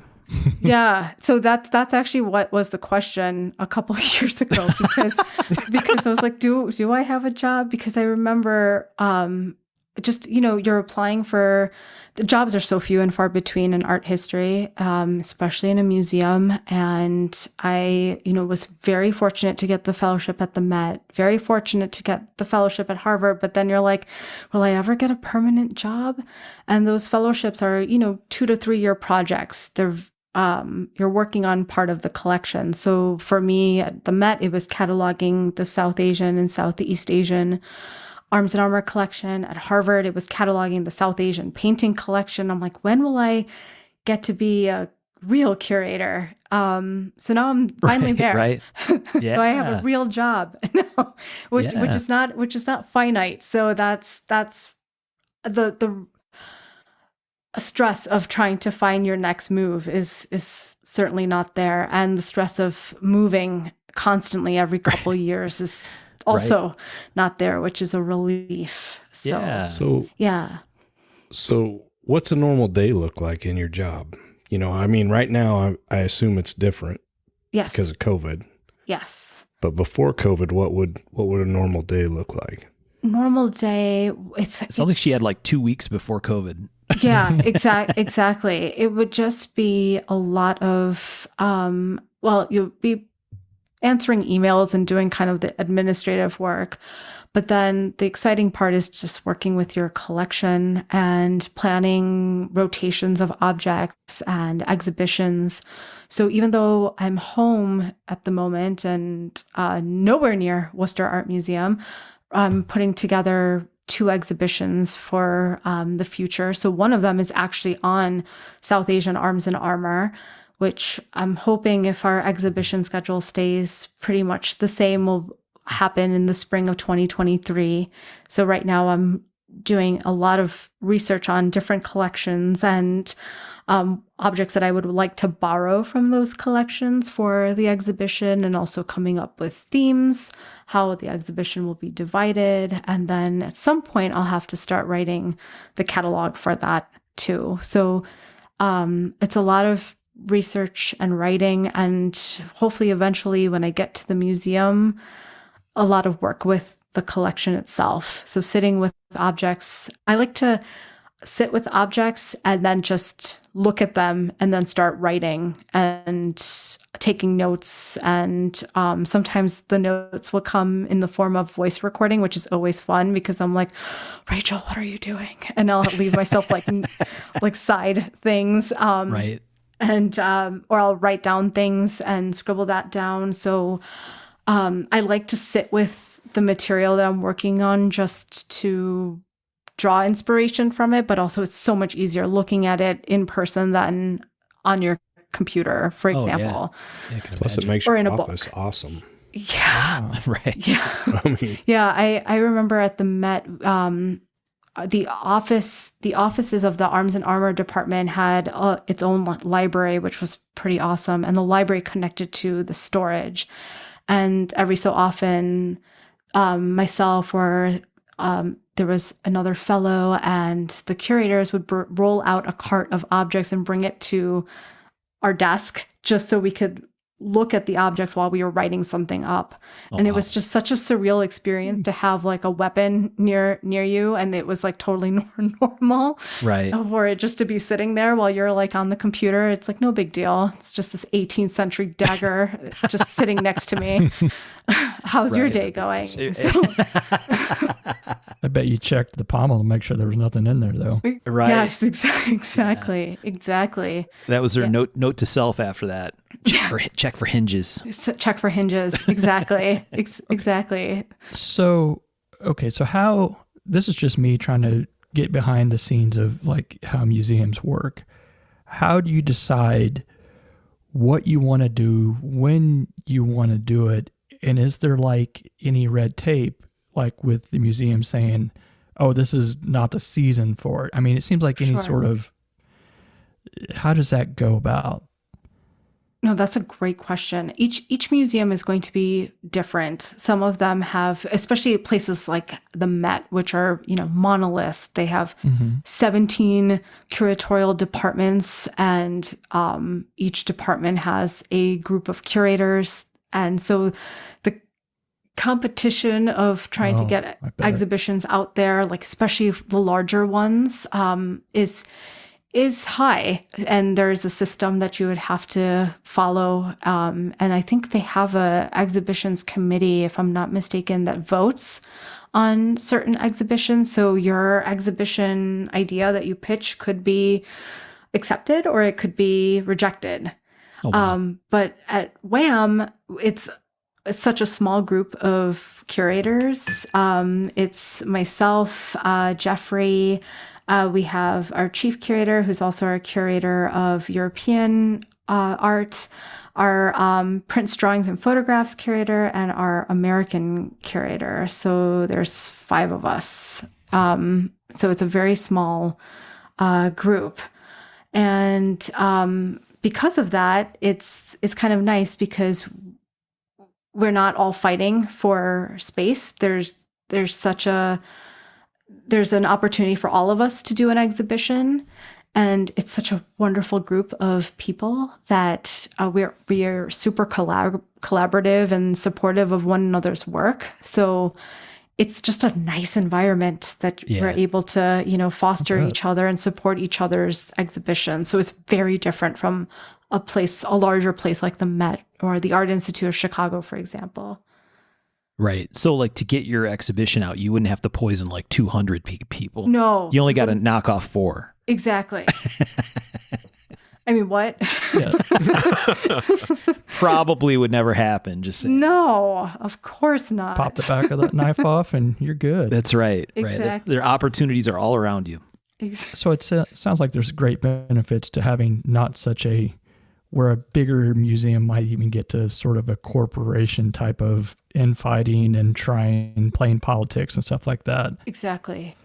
But like I said, how do you pick? How do you rotate? I think that depends on just availability of objects. There are a lot of moving parts in exhibitions. So if there are, for example, loan objects, we have to coordinate with other museums or private collections when those objects that we would like to borrow would be available. Usually we need a leeway of a couple years to plan something out like that. A lot of museums request that you give them a year's notice to borrow something. Wow. And that's after you have looked at the objects in person or have done research on those objects and have got in touch with their respective curator saying, I'm interested in using this because it will, make a case for this argument. And then you'll write officially to the museum to see if you can get that loan. And it could still be denied. So for various reasons, it could be that the object's too fragile or they just used it in their own exhibition or they have plans for it for their own exhibition. So then that means you have to kind of go back to the drawing board and figure out what you can use in lieu of that. Is it something that another museum has, or can you use something in your collection that might work if you have to just change your argument a little bit? So those are some things. The other is just trying to figure out, we have a very fair system. I find at WHAM, we'll rotate who goes when. So right now we have a baseball show opening up in the summer that our American art curator, Erin, is putting on to kind of celebrate the Worcester Red Sox team. Oh, very cool. And so she's putting that show on. We have a show that our chief curator, Claire, is doing on Jewels of the Nile. So they were working on these exhibitions before I came to the museum. And so because I had been working on this exhibition on South Asian arms and armor with another museum, and then we had to kind of change venues a little bit, and we decided that we'll just do it at Worcester, that because of the loan agreements that I've already had in place would have to happen in 2023. So that was kind of like, that's the deal. Some shows are also based on anniversaries. Like, for example, if it's an artist's, 50th death anniversary or something like that, that means will have to happen during that year. On a certain time frame, yeah. Exactly. So it's a lot of logistical work. A lot of logistical work. Yeah. And that was what I was going to ask, where are most museums very reciprocal to, here's the stuff I have. Let's say you want to do a thing on Yatagans or something like that. So you do your research, you say, this is what I want to do, the time period, the pieces I want. And then you go looking to see if anyone else has done one lately, Right. and then see where you can get the pieces from. Yes. Yeah, Wow. exactly. That's Exactly. quite the job. Yeah. And so like if I find a yatagan that I'm like, oh my God, I have to use that. And it's like at Los Angeles County Museum of Art, and I will go out there, make a research trip out of it if I can, see the object in person. And because sometimes photography tells you one thing and then seeing it in person tells you a whole other thing. Right, right. And so then, you've seen it in person, you think, okay, this is the yatagan that I need for my exhibition. And then I would write to the curator and say, thank you so much for letting me see this. I think it would be great for an exhibition I'm preparing for such and such a year, let's say 2024. Would this be something that you would be willing to let me borrow? And on a curatorial level, they could say, yeah, that works. Or they could say, well, we actually have something planned for that very special yatagan in 2024. So I'm afraid that's not going to happen. And then if they say yes, then you have, you send out an official letter that's usually directed to the director of the museum. And then it's decided upon by several people whether or not they can send out that object. And every museum is like that. The conservator has to weigh in, the curator, sometimes the entire curatorial department has to weigh in on whether an object can be loaned out, especially if there's multiple curators and they find out that another curator has special plans for that yatagan. So there's so much that goes into this. So then when I'm planning this Arms and Armor exhibition, for example, I have backups for backups for backups just in case. Like if the museum says, sorry, no, you can't have that guitar with the 2 flintlocks, I'm like, okay, that sucks, but there's 3 other museums that have that. So right. I can ask them and hope that they say yes. So wow. It's quite the process. And also just even right now, I'm trying to figure out even the casework, how the objects will be grouped, what the space is like, what the lighting in that space is like. Because if I want to show a painting next to a weapon, the lighting has to be in such a way that it's not going to cause any damage to the painting. But then you should still be able to see the details of both the painting and the weapon. So there's so much logistical things that go into planning these exhibitions. Yeah. On a slight tangent there, is there certain parts of Arms and Armory or whatever that lighting can degrade? Yes, especially if they're lacquered. So, for example, there are obviously Japanese objects, but also Indian objects that are like shields, for example, that have lacquered paintings on them that can degrade. You shouldn't have them out for a very long period of time. And you shouldn't have direct light on them either, because that can definitely cause fading. And also the temperature can cause cracking in the lacquer too. So you want to make sure that the temperature is also controlled as well. Yeah, there were some pieces at the Met that we were looking at and we were just like, turn the lights up. I mean, we assumed it was for a reason. But it's just like, yeah, especially I'm sure you noticed that when you went into the Japanese gallery, the lights were significantly dimmer. Yeah. That's the reason. Yeah. Okay. Yeah. And also the gallery that's right off of the South Asian, the Islamic gallery that has the Tibetan and Chinese material. I think one of the cases has an automatic light. So if you go next to it, then the light turns on so that you could see the object. And that's because there's fabric and textiles. So they don't want to leave the lights on, but if you're next to it, then you're able to activate the light so you can see it. Yeah, I noticed some of the Japanese swords. I couldn't barely even see the hamon in them because the light was so dim, and I was just like, this is what I was most excited about. Exactly. But I get it. I understand why, but at the same time, it's kind of like how you want to reach to the glass and touch. Oh, I know. feel. There are many times where I've been like, don't press your face onto the glass because then it's a Stop licking the Rachel-shaped glass. imprint. Stop licking the glass, Rachel. Right. Jeez. Yeah. There have been many times, especially in that gallery where you want to see that hamon treatment and it's difficult to. And it's also kind of set off from the glass, so it's a little bit farther into the case. And you're like, I just want to hold it a little. Right. Yeah, I totally get it. That last room, like you go past the Japanese, or you start at the Japanese and go all the way down, is what's like Turkish. That's like my favorite room. Yes, that's the South Asian and Islamic. Yeah. Yeah. The helmets, the detail. Yeah. And it seems like there was a flintlock that had some crazy detail on it. Yes. Yes. There's, they're just incredible. Great bias. That's my favorite room. I picked up a book that you recommended, the Precious Indian Weapons. Oh, yes. Yes. And I've got a couple other books coming. They haven't made it yet, but I love books on knives and weapons and everything. So it's so fascinating. So many of these knives, like they have the carved crystal, and they had some of those at the Met. And it's like, I can't even imagine how long that took with the tools they had. Right? It's incredible. Like, I am the most impatient person. Like, I won't even wait for like a toaster strudel. That's like, I'm like, this is too long.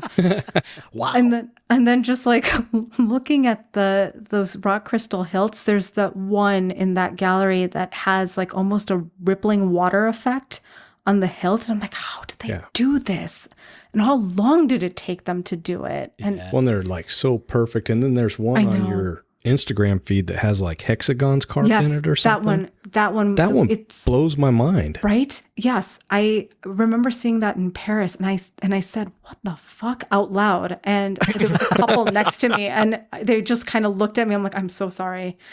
But like, do you see this? Like, it's perfect. Like, and each it's fragile.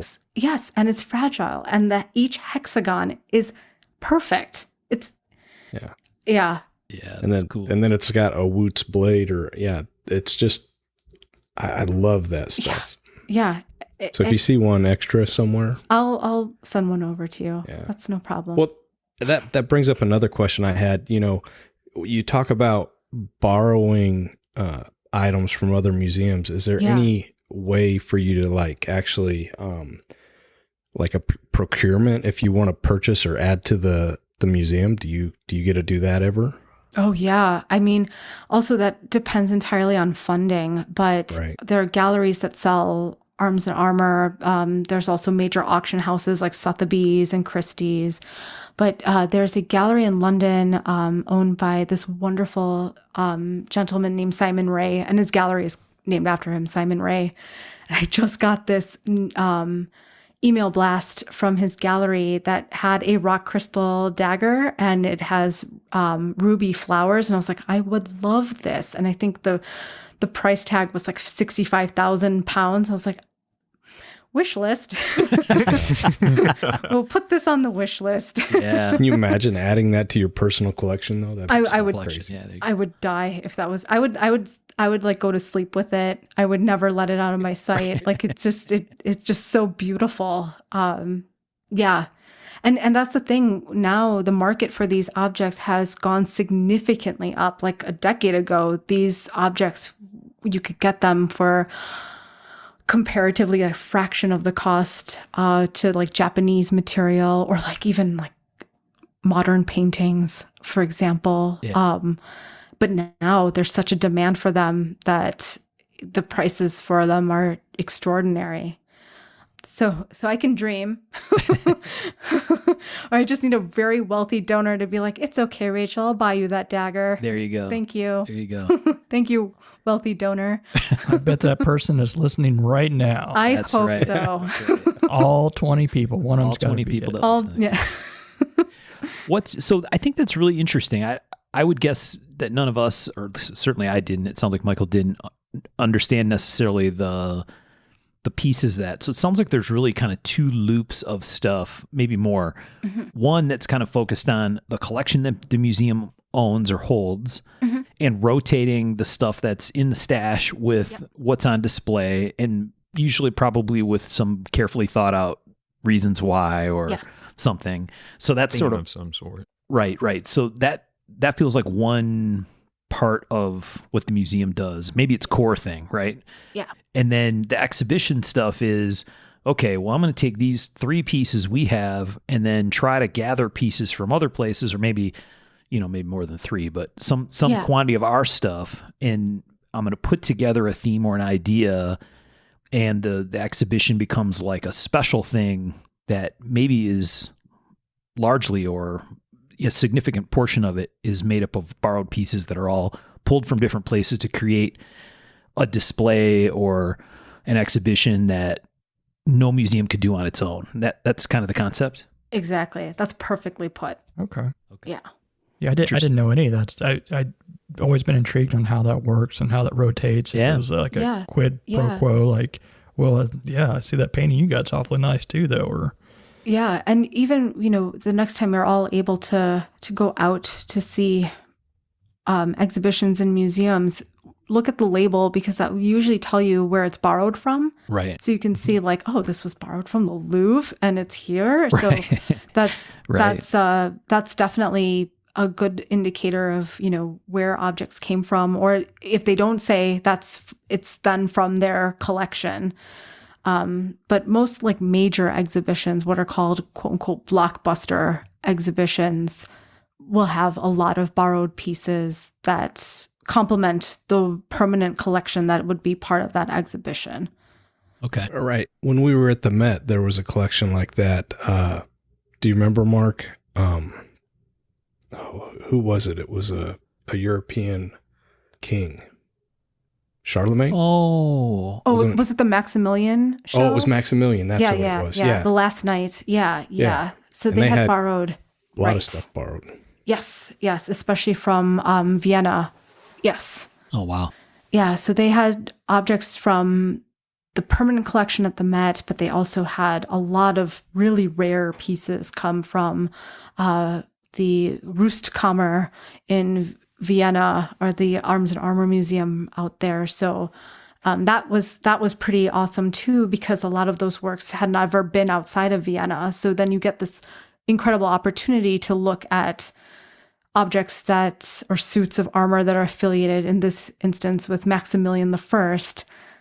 Yeah, it was a cool exhibit. Yeah, exactly. And that's really such the beauty of exhibitions, is that if you're able to secure some of these loans where these objects have never traveled outside of their home institution or their country, that's pretty exciting too.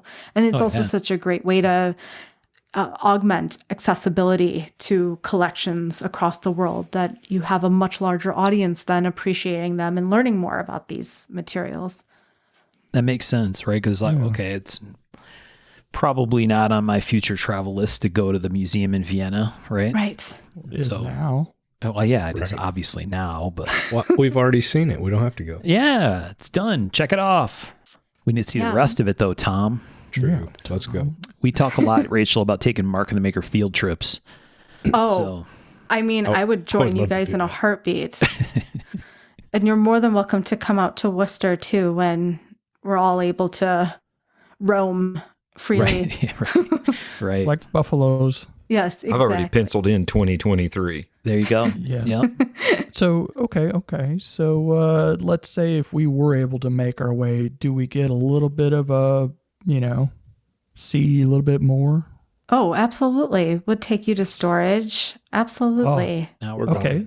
Yeah. So that brings me to the storage question. Yes. Oh, look at that segue. He's like a pro over this there. is great. Look at that guy. It's like I worked it in and then I talked about it. I had no idea what pros we were. Go ahead.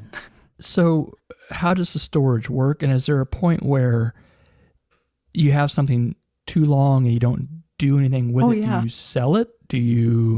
What happens to it? No, you try to accommodate it as much as you can. We had this at the Met in storage. We had this box that kind of was balanced perfectly. It wasn't going to fall off or anything on one of the shelf units in storage, all the way at the top. I think it had like 8 or 9 shelves, if I remember right. And it was this huge box that held a 13-foot long hunting gun from India.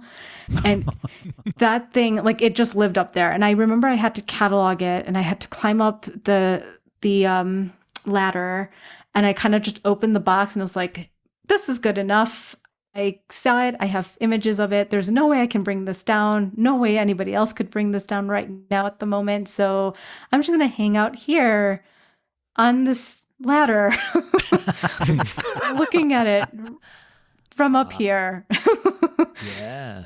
Yeah. So, and obviously with my T-Rex arms, there was no way I was going to move that thing. So, and it's impossible for one person to move it. So I just had to work on it while I was up on this ladder. Wow. Yeah. But So storage is, oh yeah. What were you doing with it? What was just taking pictures or what? I was taking photographs and also just making sure that the Tombstone information is correct. So Tombstone information is your basic information on the object. So it's like, what is it? What's the title? If it has one. Usually when you have Arms and Armor, it says like wheel lock pistol, if you're looking it up, for example, on a collections database. If you have the artist name, which for South Asian Arms and Armor, LOL, good luck. So, so it's that's usually left blank. Then you have the century. If it's dated, fantastic. Then you can put the date. If you have an idea of the culture, so is it Mughal? Is it Rajput from Rajasthan? Is it Central Indian, South Indian? Then you have the geography. So where, for example, in India, is it from? Is it from Thanjavur, Tamil Nadu? Is it from Jaipur in Rajasthan?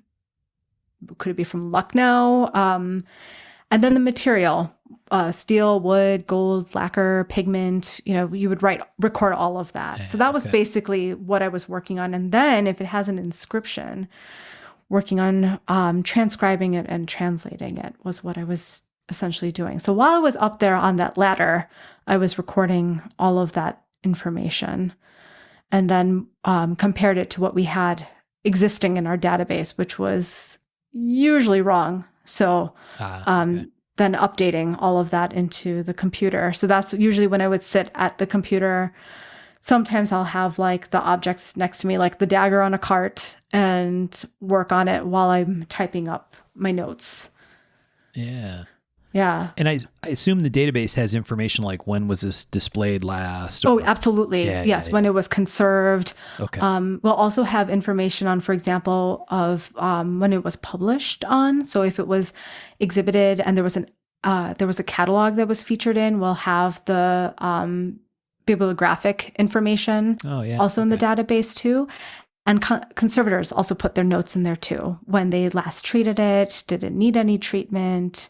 Did they create a mount for it while it was on display? Where is that mount located? That can all be put in there. Wow. Now, is that something that's available to other museums so they know what to request for displays that they're putting together? Or? No, it's not.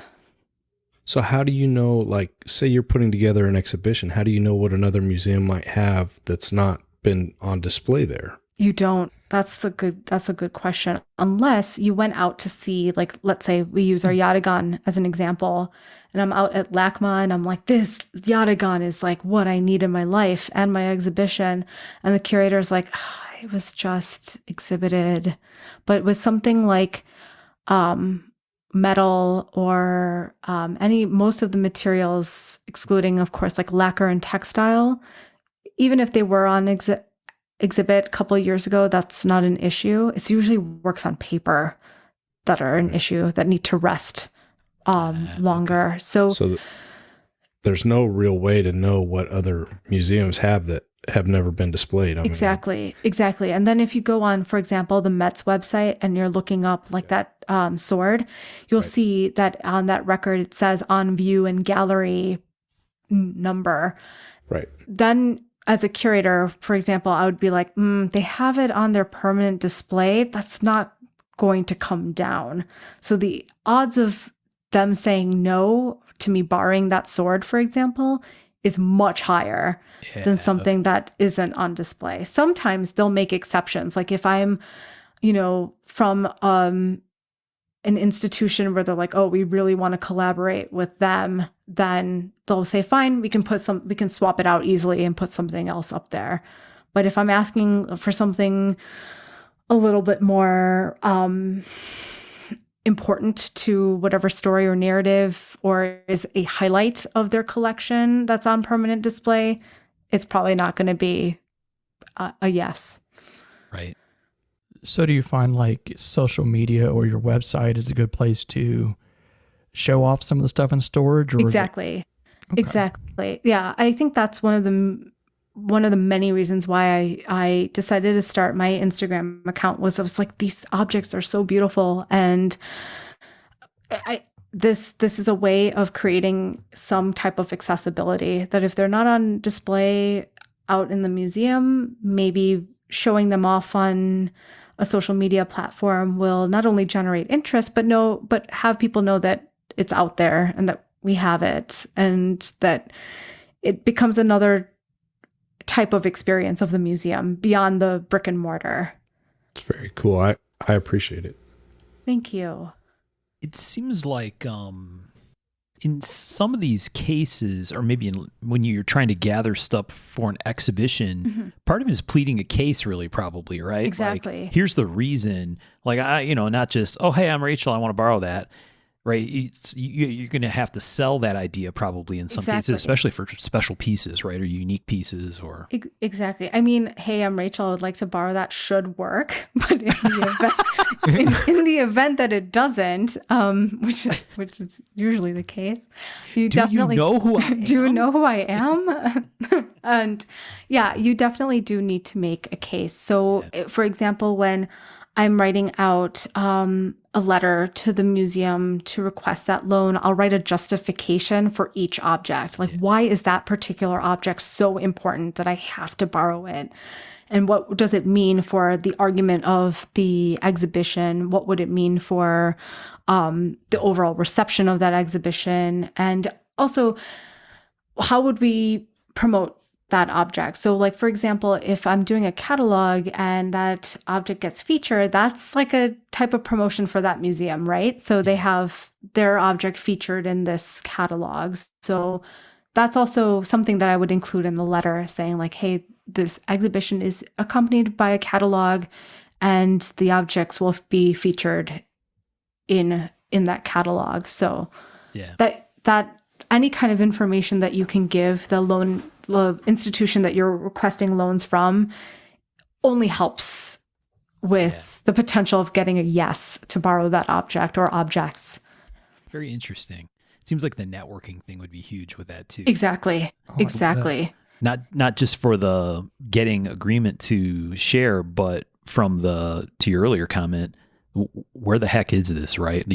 Right. If you had a strong network, you'd at least call some people and say, hey, I'm looking for these kind of pieces for an exhibition. Exactly. You know who has one? Exactly. Or if you have met that curator who owns that Yatagan, you're like, hey, remember me, buddy? Can I borrow that? Or can you put in a good word so that we can get it?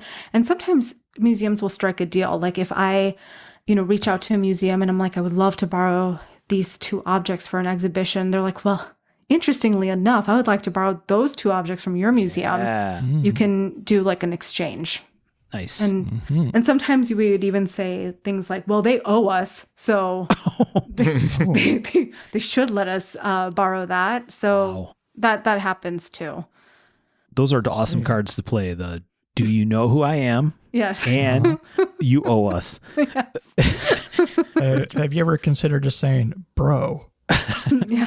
So in our world, there's usually it leads with a bro. Hey, bro. And then it'll follow up with, do you remember that time I bought you drinks at a show somewhere or dinner or something like that? And then in Tom's case, do you remember that time I bought Arby's for you and brought it to you at your table at the show when you were really hungry? That was a really nice thing for someone. Maybe you shouldn't have bought me so many drinks. Right. Right. I should be fair. Tom brought us Arby's. Yes, he did. Oh, which that's was wonderful. nice. I bought 250 Arby's sandwiches. Yeah. Oh my God. Seriously? That's Who does that? Tom does. That's who. That's awesome. But I didn't get the onion bun because they're gross. Oh, yeah. Oh, yeah. Yeah, at the shows, we don't get to eat often, and I don't do Saturdays. So I just had it, or I don't even know if that was on a Saturday. No, it was. No, it was Friday because I Friday. think my kids went and got them. And so, yeah, we don't get to eat. So I got a bunch of Arby sandwiches, and we called and made arrangements beforehand because you don't want to just drive through the drive-through. Right, right. But yeah, And we order just passed them out. It was fun. 250. Yeah. It was a lot of fun. I probably shouldn't have told that story or brought it up because now Rachel's going to show up to Atlanta to the Blade Show. Expecting Arby's. Yeah, under If false, you come to false Arby's, pretenses from the museum. I'm going on Yeah. I need a learning mission. I'm on down a to professional development Yes. trip. You should and come to Blade Show, and if you come, I'll treat you to better food than Arby's. How about that? That sounds amazing. But I'm honestly intrigued by these Blade shows because I've heard about them, obviously. And I feel like there's such a wonderful way for not only networking, but also just seeing what's out there on a contemporary scene, which is something I'll fully admit I am not well versed in. Let me put it this way. Contemporary to me is 19th century. Like that is like, whoa, we're like brand new stuff here. Right. What are we doing here? But from what Mark told me when we first started chatting a little bit was that these shows are pretty intense. And they're Can be. okay. Yeah. And they're like several days long. Yeah. Usually 2, sometimes 3. Okay. Some of your Blade- invitationals are one night only, but those are more of an exception and not the rule. Yeah. The Blade Show in Atlanta is the biggest show, I think, in the world. Mhm. And it's a 3-day show, and literally like we'll get there Wednesday usually to set up, and then it's Friday, Saturday, Sunday show. And it's the first couple times that I went, and it's gotten a lot bigger, but I would always get vertigo because you'd walk in the room and it's just so big Yeah. and just kind of intimidating. And if you had to take a guess at how many people go to Blade Show, we've talked about this before. It has to be what, like 40,000 people or something crazy? I don't even I know. don't know. But I wouldn't have any. I mean, exhibitors. There's over 1,000 exhibitors now, Yeah. so right there's like 2,000 to 3,000. Right. Tens of thousands, I think is safe to say. Yeah. That's People go. wild. Yeah, so here's what we'll do, Rachel. I'm going to pause the recording right now, but what we can do is set up a professional development exchange mission, and the Mark of the Maker team will go on a field trip to Worcester, Yeah. I would love that. to the And you secret could be our archive. guest at Blade. You can take us to the secret storage chamber underground with all the real stuff. That's exactly where it is. It's underground. Oh, that's fantastic. Yeah, I mean, I that's how knew it's it. done, I was right? like, how does Mark know this? Yes. I knew it. Sean and I have been researching a little bit because Sean like- is Allegedly. It's down this like dimly lit like path underground. so cool. Yeah, It and then has you to open be. this double door, and it's like these rows of shelves that have small drawers that you can pull out, and then like there's weapons and arrowheads and That's perfect. all sorts of goodies. It sounds like heaven. Yes, it is. It really It does. is. I got to ask, did you read the book Relic? No, I haven't. Oh, I okay. haven't. Do you recommend that I should? Well, it's fictional. It's a novel, but it's set at the Met. It's really Yeah. kind of cool. Oh, Preston okay. and Lincoln. It was a 1997 movie. That Yeah. was, Ah, okay. Yes. Okay. All right. I'm going to put that on my list. When I read that, I was just like, oh, it made me think about like the back side of museums, which I had never thought of before. Oh, yeah. Yeah. And Met Arms and Armor, I mean, we're not recording, right? No, we absolutely are. Okay. I was only kidding about that. Lying. Museum storage is like the best thing Yeah. ever. I would think so. So Mhm. so that's the exchange. That sounds You can great. take us to the Wham Secret Dungeon, Done. and you can come to Atlanta on like Wednesday night or Thursday morning, and we will assure that you will not remember a single thing and have the most wonderful time of your life, and you'll be done maybe Sunday afternoon. That sounds great. Count me in. Yes. And honestly, it would be great to have you guys out at Wham. That would be amazing. So this leads me to another question, because if you come to Blade, then I'm thinking maybe you'll get into like modern stuff. But this whole time when I've just been listening to you talk, and I've got so many questions, and So many questions. all right, and one of them is, do you collect anything? Like, do you Personal. collect? Contemporary. Yeah, or even like Yeah, artifacts. I mean, just curious because, I mean, a lot of us, like we collect stuff. I mean, it's just, I'm probably one of the worst, but Mark has collections. I mean, Tom's by far the worst. Don't let him fool you. He has collections of things that you would not even possibly imagine would seem to be collectible. Nice. I have probably 20 custom axes on my wall in my office. That is fantastic. But yeah, I just didn't love. say that as a dig. He collects stuff. It's just his thing. Yeah. I got books. I love books, and yeah. I can relate to that. I definitely have a lot of books. I personally would love to start collecting arms and armor. I think now that I have a real job, I think now. Well, I'm glad you said that, so I didn't have to. Yeah. I mean, like I always say to my parents, I was like, when I retire, my dad will, like, the snarkiest comment, he would be like, well, you need an actual job first. I'm like, ooh. Got to start working first. Yeah, Dang. exactly. I'm like, Harsh. jeez, Dad. Had to go there. It's like 3rd-degree burns here. Yeah. It's a dad thing, though. It's what they do. Definitely a dad thing. So I think, like, now that I have a big girl job, I'm hoping that I can get more into collecting. But even as, like, a kid, I used to collect, like, coins and stamps, and I used to collect comic books when I was a kid, or like pods. Do you remember those? Oh, Pogs, yeah. Yeah. Those are things that pop or something. Yes, exactly. Yeah. I was so into those. And Hot Wheels. I used to collect so many. It's not a shocker I went into Arms and Armor, because I'm like, oh yeah, Hot Wheel Barbies. No, Hot Wheels. Yes. So I had a pretty cool Hot Wheels collection, but my younger brother took it. yeah. Ooh. Now he has a cool collection. But you started the collection, so you're like the founder. Yeah. Of that There's collection. Got to be some sort of correlation for an interest in history and the need to collect pieces of it or things. Yes. I don't know. We're all, like he said, we're all kind of collectors. Some collect a little more than others, but it's just the need to have. But you have the job where you don't have to, like, put your own money towards it. You get to, the best of both worlds. Well, I kind of wonder if that ruined it for you, because, I mean, you're with these fabulous pieces day in and day out. And it's like, if you couldn't put your own collection together, it's never going to be at that level, but it would be yours. It's true. It's like, It's true. There are times where I'll look through, like, a Christie's or Sotheby's auction catalog, and then I'll text my dad and be like, do you have like $2 million lying around? He's like, no, Rachel, no. Right. I don't. So good investment. I'm like, exactly. I'm like, well, this dagger, you could be yours. Yeah. Yeah. She's slinging daggers out of the trunk of her car. I don't think I'd have to actually own it. I just need it around me. Yeah. The ownership part doesn't bother me too much. I'm okay with just getting the handle. The only way for me to have it around me is to kind of own it. Yeah, well, yeah. Yeah. For us, we have. For us, that's what we're saying, though, is that Rachel's got this unique scenario where she doesn't have to own it. And maybe it's okay that she doesn't have to own it because she gets to be around it anyway. Yeah. Right? Yeah. So maybe she starts collecting modern knives or, whatever. I think he's trying to sell you a knife. Pushing you on collecting. Exactly. Yeah.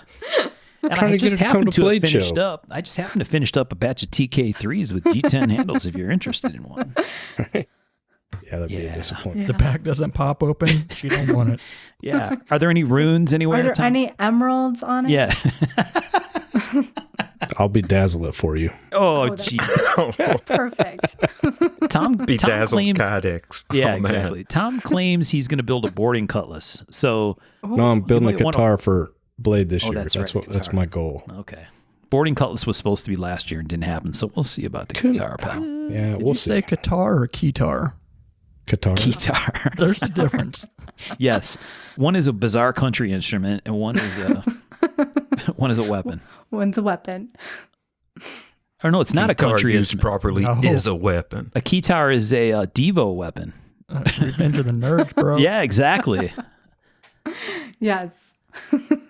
Anyway, I'm glad we brought you down on our level. Yes. Bad. Yeah, after all that smart talk, No. now you're dopey with us. Sorry. No, this is great. I really enjoyed this. A serious question. Back to Yeah. a real. What do you put on your any sort of metal like that rusts? How do you protect it? Oh, that's a great question. I think different museums have different approaches to what they would use. But because I don't have any conservation background or know how, that would be a question for Bill, which I'm happy to ask on your behalf.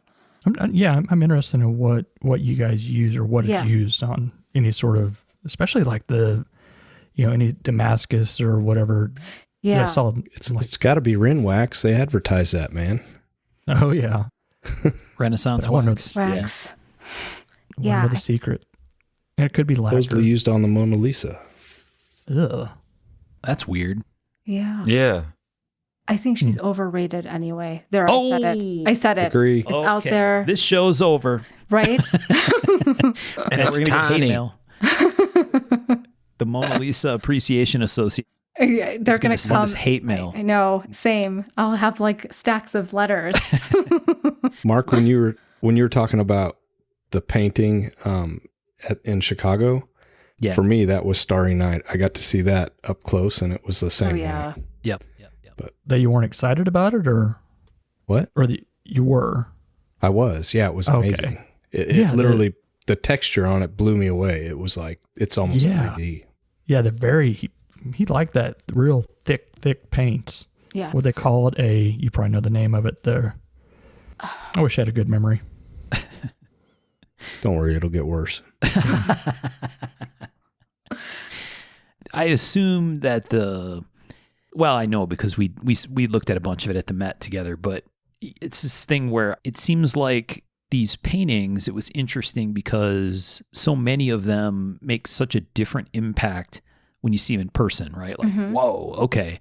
It just comes across in a totally different way than when you see it in a photo, even a really good photo. Yeah. And in a painting like Starry Night, okay, you can see photos where it's very close up to kind of make the point that it's almost a texture as much as it is a series of colors, right? Yeah. And one of the things that I think is really cool about what you're doing with your Instagram is I think you do a great job of finding photos that help people feel the piece a little bit more, right? Mm-hmm. So it's a 2D photo, but the pieces are super 3D in person, and that's part of the cool factor of them, right? Or part of why they're so beautiful. Yes. And so trying to come up with images or taking images for that matter that communicate that isn't easy, right? And I think you have to have the right kind of eye for it. And I think you do a really nice job of, Agreed. collecting that Thank you. kind of photo or taking those photos or whatever the case may be. And it helps project the pieces really well. I appreciate that. Also, when they're in hand, like there's some that are in Yeah. hand, it gives you Yeah. a whole different perspective. Absolutely. Yeah, exactly. And I think as soon as we're back in the museum, I'll be able to do more photos and videos like that. And that Van Gogh, the thick paint is impasto. I just Thank thought you. of that. You're welcome. Okay. Yeah, so I think those videos are also, or photographs are also really helpful because then you just kind of get the sense of scale. You can turn them around. You can see the front and back. But I appreciate that comment, Mark, because it's hard sometimes I feel like when I'm creating a post, especially if it's I find guns to be the most difficult things to post. Yeah. Because they don't really fit in the Instagram frame. And I'm like, Right. would you be able to appreciate what I'm They're talking about? hard to photograph, too. Yeah, they're just really hard to photograph also. So I try my best to try to encapsulate something on Instagram, or then I'm like, you know what, I'll have to reconcile with, instead of doing an overall shot, focusing on a detail instead, and then providing the overall as a secondary image.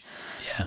So there's I feel like there are workarounds that I have to do to try to convey what I want to get across. So that's really appreciated. Thank you. I find that honestly one of the biggest challenges of posting on this material is getting over that, like how to make something 3-dimensional be appreciative on a 2-dimensional plane. Yeah. Right.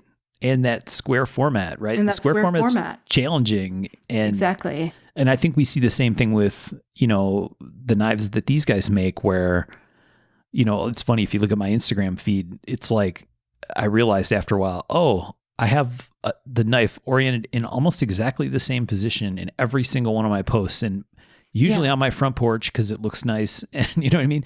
So it's weird. It's like, wow, maybe that's a really boring looking series of pictures, but there's not a lot of other ways to squeeze everything in there when it's a long, thin object and it's got to fit in a square. I don't know. It's kind of a weird challenge. Corner to corner. Yeah. Right. Yeah. Have we given out your Instagram? I know we have in the past, but it might be who of us to do it again. Yeah, please do. Oh, it's Rachel, Rachel Parikh, Parikh is the Instagram handle. I almost forgot my name. I was like, how do you spell it? It's like, that sounds right. I did spell Rachel. Yeah. Good job. Well done. I think that was like the hardest part. Well, fantastic. So I think Sean sent something. Sean, you want to talk about this picture or link that you sent? Oh, yeah. While I was trying to get background on the episode, I came upon a video you did recently of the Dul Fiqar, the bifurcated sword of Ali. Yeah. And now I'm going to share a link to the video in the Mark of the Maker group. And I just recently found it. I haven't been able to watch all of it yet, but superb presentation from what I've seen. Thank you. And the example they used in the teaser shot, just a gorgeous sword. I know. I would go so far as to say gnarly. Yes. Yes. Gnarly is an excellent description. Yes. It's one of my favorites in the Met's collection because it's just so insane. What was the point of the bifurcated tip there? What was the... So for that particular sword, and now I'm going to be like 2 months from now, I'm going to be like, Rachel, why did you say that? I honestly think it was ceremonial for that particular sword. The bifurcation and the notches on the edges of the blade were definitely intended to invoke Ali's Dul Fiqar, which was supposedly notched and bifurcated. And Dul Fiqar in Arabic means notch or vertebrae.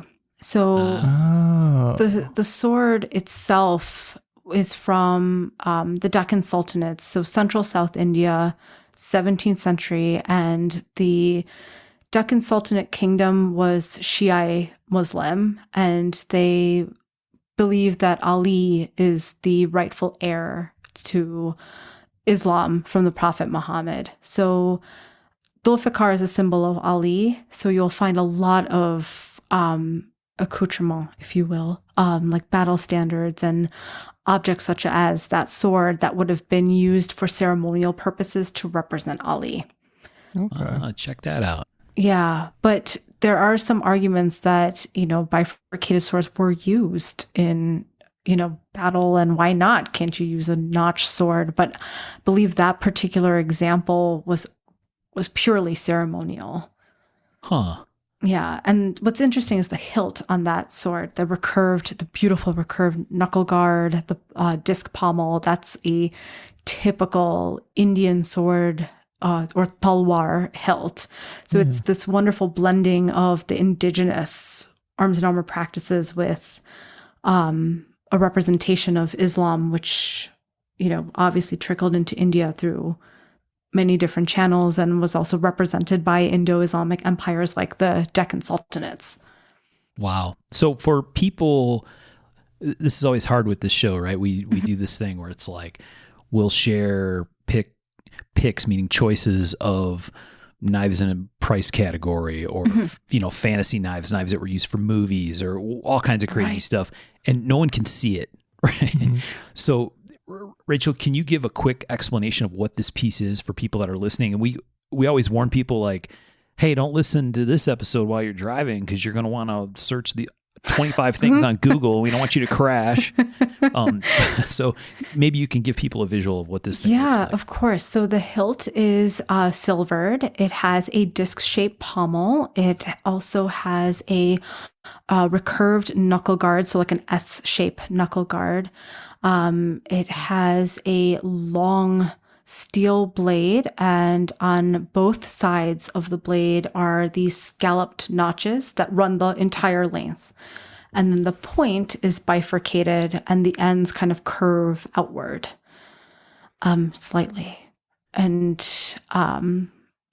believe the hilt was made of steel and then silver gilt. It's just a very graphically bold looking sword. Yeah. Yes, to Oh, say the least. indeed. Yeah. Yeah, it's definitely one of my favorites. Before the Met, I did a small exhibition on talismanic arms and armor from the Islamic world, and that was in the exhibition. And I think that one by far was the most striking object. We had so many different types of objects represented, from Ottoman Turkey to Southeast Asia, but I think because that one is just so striking and bold, that people were very drawn to that, and we hung it on the wall, so it looked very like it just I have horrible magpie syndrome when I go into museums, like, oh, shiny and sparkly, and I'll go after that. And that is definitely a magpie object for sure. Yeah. The way that we had it on the wall, and then we had a spotlight on it. And the walls were like this very saturated purple blue. So that silver and that steel really just stood out on the walls. Very It looked, cool. yeah, it looked great. And then I was like, can I take it home now? And they're like, no. I'm like, okay. I had to ask. How rude of them. You know, you don't know until you ask, right? Right. No, Yeah, the open mouth gets fed. that's right. That's right. That is 100% the "do you know who I am? Don't you know who I am?" opportunity. Exactly. Respect me. Yes. I guess this might be another inside baseball question, but do they track, with their cameras, what gets more attention than others? Oh, That's interesting. I'm sure they could if they had watched like security footage and just like saw how like people were moving within a gallery or an exhibition, but they certainly do track how many people come into an exhibition. So you'll have like a security guard or guards at the front of doorways. At least I'm speaking from the Met and the Art Institute of Chicago, and they'll have these little kind of clickers in their hands. Yeah, so every time somebody comes in, they'll click it into that so they can keep track of how many people came in. Yeah. Michael just came up with the next museum $1 million idea.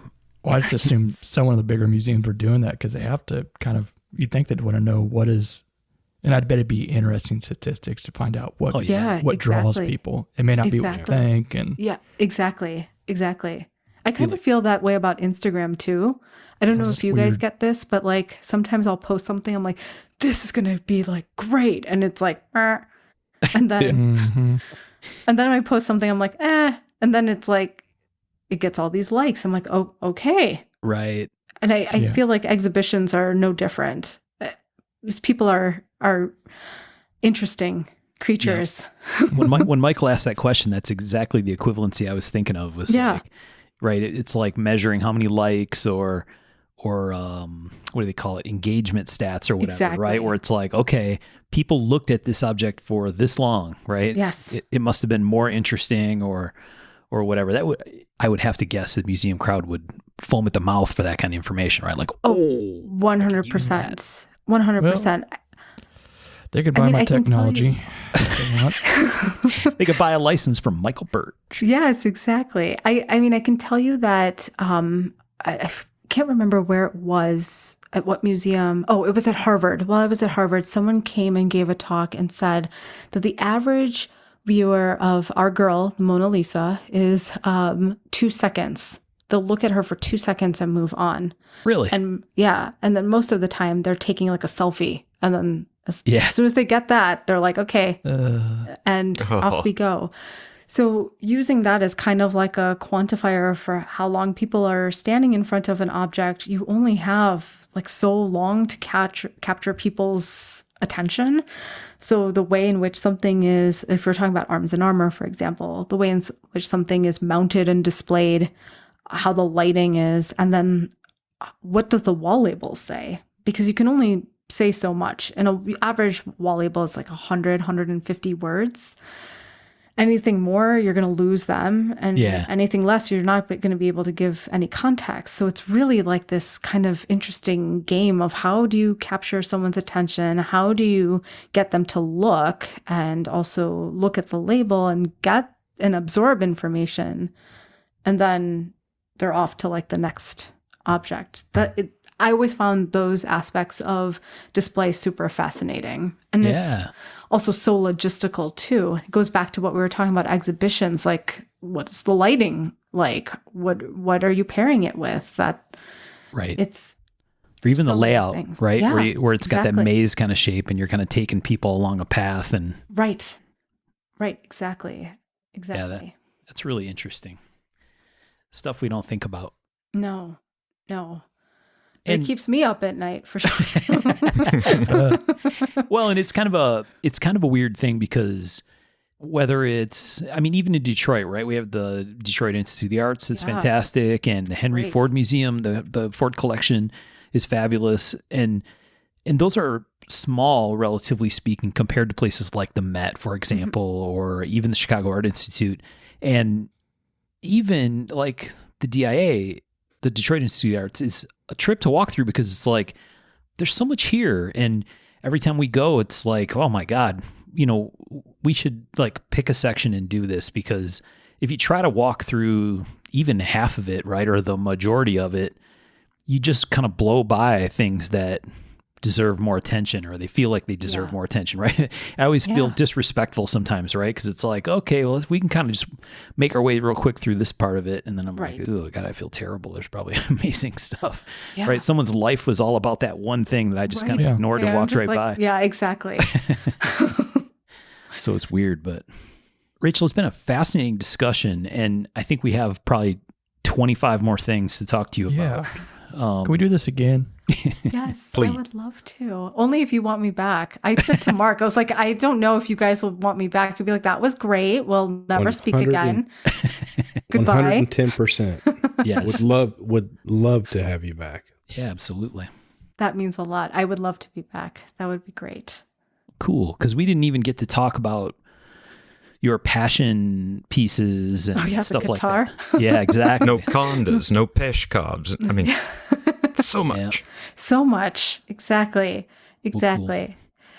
Cool. We'll strategize a little bit on how to do that, because it might be really cool if you would be willing to entertain us with some discussion about a deep dive on a weapon, if there's an episode worth, or a couple, or or an era. Oh, I would love to. You would not be able to get me to shut up. Yeah, that sounds great. Awesome. You guys got any last minute questions here before we wrap this thing up? I don't think so. I think I'm down to like 30 or 40 more questions, and I can't. I can't go there. Michael's steel preservation question was. You want to read her the question the way you had it written in our notes? I don't even know what did I write. He wrote, "My father can barely keep a 10-year-old knife from rusting. How do you all keep your pieces from rusting or degrading further?" I'll definitely ask Bill for you, Michael, and see what he says. I can't remember what he used. I know at the Met they use carnauba wax for armor, but I don't think they used it for blades. But I will double check just to make sure that I'm not, saying anything totally erroneous and making a fool out of myself, which happens on occasion. More than I would care to admit. Michael has a group on Facebook, like, one of the social group things that's kind of dedicated to his brand and his knives, and his father is in there. And so he's showed a couple of the knives that he made for his father in the past that have been used for like prying paint cans open and banging out hitch pins and stuff like that. Thanks, Dad. Yeah. That was one of my first. hope you're treating it well. And then it's like all rusty or screwed up and it gets to see it again. So it makes for kind of a funny thing. It's almost patina. That jamon did look good at one time. I don't know if it makes sense to save this one, but this seems like a really cool wrap-up story because you had told me when we spoke before the recording, we were trying to figure out what to talk about. You talked about some chainmail that had engraving on the rings. I thought it was a fascinating story and might be a really cool way to wrap it up. Oh, yeah. So this was part of my Hermes tour of the South Asian and Gallery at the Met. And this was right before we looked at that sword, and I was like, what? But we looked at this mail shirt. It's mail and plate. It has it has 2 plates in the front, and I believe, if I am thinking correctly, 2 plates in the back, and then 1 plate on each side. And thanks to an inscription, which is incredibly rare on Indian suits of armor, we know that it belonged in the Mughal armory, which is very exciting. But Hermes was talking about how he conserved the shirt. It was a rusted hot mess. Like, it was just like the rings were like that chocolate brown rust color, and the gold plates, they had rust on those as well, from, if memory serves me correctly, because he showed me the before pictures and I was like, that is not the same shirt. That cannot be. And he restored it to all of its glory. It's stunning. And I don't have the accession number, unfortunately, memorized, but it's at the Met. If you type in male shirt and plate, Mughal, the search field, it will definitely come up. Okay. And the rings are inscribed. And he was saying that they have this inscription on them. The links from the neckline to the bottom of the front plate. The rest of them below don't have any inscription. And he's like, it has some Arabic inscription on them that revealed itself after he cleaned it. And I was like, that is super cool. Wow. And then I was like, I really want to research the inscriptions because they haven't been read. And so I'm reading the links and I'm trying to not go blind. And I was telling Mark, I was like, oh my God, this is the coolest shirt, because I figured out that the shirt's links all have the names of the 99 names of Allah, or Al-Asma al-Husna. And these are like 99 names that are essentially adjectives that describe God or Allah, like the merciful. And I figured out that right at the heart, right in the center, the first 5 names were inscribed on the links going down in a column. And if you're wearing the shirt, then if you moved to the left, the next group of 5 names went down, repeating along that column. And it continued around the back and to the front, and with the last group of names ending just next to the first group. So it was like Allah begins and ends with one's heart. And the measurement that you would have to make sure that all 99 names are represented, it starts where it begins, all of the links with the same set of names align perfectly down a column. It's insane. And Yes. to have all these links have such clear inscriptions, I was just like, my goodness, like the armor, I can only imagine, and Hermes and I were talking about it, how it either was like a incredibly crazy, mind-boggling experience for him, or a very meditative one, stamping out each of these links with these names and assembling this beautiful male shirt.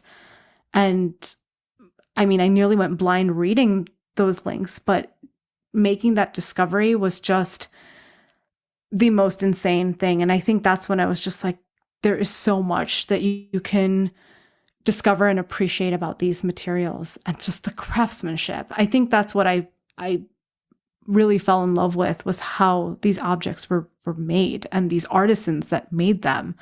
Like I talk about Hermes being godlike and magical, and Bill with their work, but like we've been talking about, the tools that these people had at the time, to execute these works, it's just like, that is magic. It's just awe-inspiring.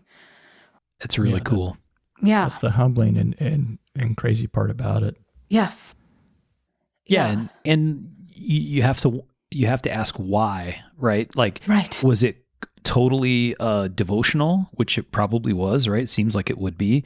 Or was it, did someone, whoever wore it, did they have an idea and the armor made it for them with that in mind? Or? Yeah, I think definitely, because it was meant to be talismanic. So if you had to wear it either for war, I would say like that, it's so beautiful, I wouldn't, but I can hear Francesca's voice in my head being like, what if it is? So, but the whole point is to have like God, this like metaphysical protection on top of the physical protection. I mean, these links are so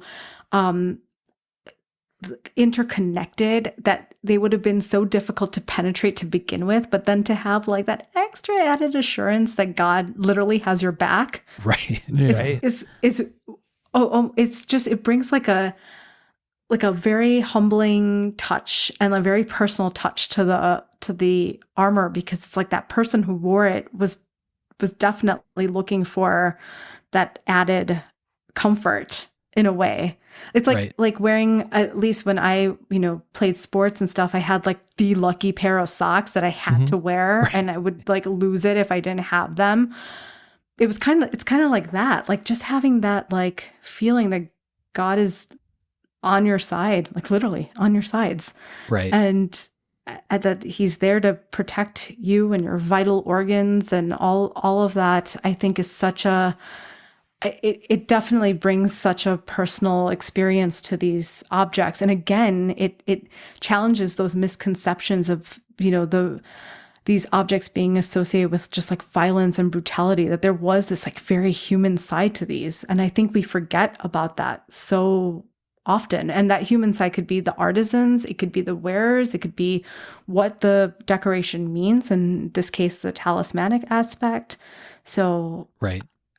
Yeah, it definitely kicked hypocrite Rachel in the butt when I saw that. So yeah, no, it's fascinating. I think it's a really cool piece, because throw in the aspect that is, okay, here it is, either as discovered or recovered, or where someone decides to do something with it, right, to restore it, right, to be able to put it on display, and then realizing somewhere in the process, oh my goodness, these things are engraved. And, the rabbit hole that you go down with that. Yes. It's so cool, right? It's like a puzzle mystery all wrapped into one. Yeah. It's pretty, it's pretty awesome to just like be able to look at this piece and then just be able to go down so many different types of rabbit holes and see what you come up with. And then the best part is that you can just, put it aside and then continue to look at it again, and it will take you down even more rabbit holes. Right. Yeah. Awesome. Yeah. All right. Well, I think that's a great way to wrap it up. Thanks for telling that story. I thought it was fascinating when you described it to me on the phone. I thought, oh man, I want to make sure we get that in there, because I think it helps people with better understanding your passion for it. I think it makes that kind of story makes it much easier to identify with making this into your life, right? And that's just really cool. It's a nice summary almost. Yeah. It's definitely one of my favorite things. I always said that if there was ever some kind of like apocalypse situation while I was working at the Met, I would wear that shirt out. Yes. So yes. I would just, while everyone's like running, panicking, I would just like calmly go up to the gallery, smash the glass, and take that mail shirt and wear it out. Take the mail shirt, grab that Suleiman sword, yes, toolwar, a couple of guitars, and we're good to go. Yep, bring it on. Foot gun. Yeah, exactly. Right. You got to go to the roof with that. Yes, exactly. All right. Well, assuming that we survive the legal action that I expect to ensue from the Mona Lisa Appreciation Society and the scholars and everyone else that's going to hate us after the show, we absolutely would be honored to have you back, and we'll strategize on some cool topics to talk about. And great. Yeah, the honor is honestly all mine. Thank you so much, guys. I really appreciate you guys taking the time to talk to me. It was a lot of fun. Oh, yeah. Thanks It's very very much. enlightening. Yeah. Yep. I feel significantly less ignorant. I don't know about that, but right. Let's not overstate what's going on here. Well, dude, I mean, it's a low bar. I mean, come on. We definitely learned a lot. I think our listeners will as well, and that's awesome. So thanks again for your time. So we have these excellent people that support us through Patreon, that donate money to help keep us going with the show. So we always shout out our Patreon supporters. So high five to all you folks that help us with that and keep things moving. We also need to absolutely mention our one of our recent interviews was with Derek Obataki from a jewelry company called Steel Flame. And Derek, I think, has, by the time this episode comes out, miles above and beyond doing some really, really nice things for us as far as trying to help raise a little bit of money to support the show. So thank you very much, Derek, for your support and your love and all of your help. We really appreciate you. Yes, sir. Yeah, man. Thanks. You are generous to a fault, my friend. Absolutely. So thanks to our Patreon people. High five to Derek. All the folks that join us in the Facebook group. We have great discussions in there. Shows like this one are really cool because we'll go back and share some pictures in that group of the, some of the objects that we talked about. And we get lots of great feedback from people. Sometimes folks have a much broader global reach than we realize. And people post pictures of stuff or something that they saw somewhere, or maybe even a family member has in a collection that's related to shows that we talk about. So you never know. Stuff comes out of the woodwork in there, and it's really, really fun to see. So thanks to everybody that participates in the Facebook group and follows us on Instagram. Our Instagram is pretty weak, right? We announce episodes and we tease future ones, and that's pretty much it. So I don't know if we got to try to change that, but it's nice to be able to get information out there and let people know when episodes are coming. So thanks to people that follow us there too. And be sure to check out Rachel's Instagram feed. She mentioned it earlier, and we've talked about it lots of time. Lots of great stuff to see. Yeah, if you're not already following it, you're doing yourself a huge disservice. Thanks. Well said. I think that's it. Rachel, thanks again, and thanks everybody for listening. thanks all. Appreciate it. Thanks, folks. Thanks so much, guys.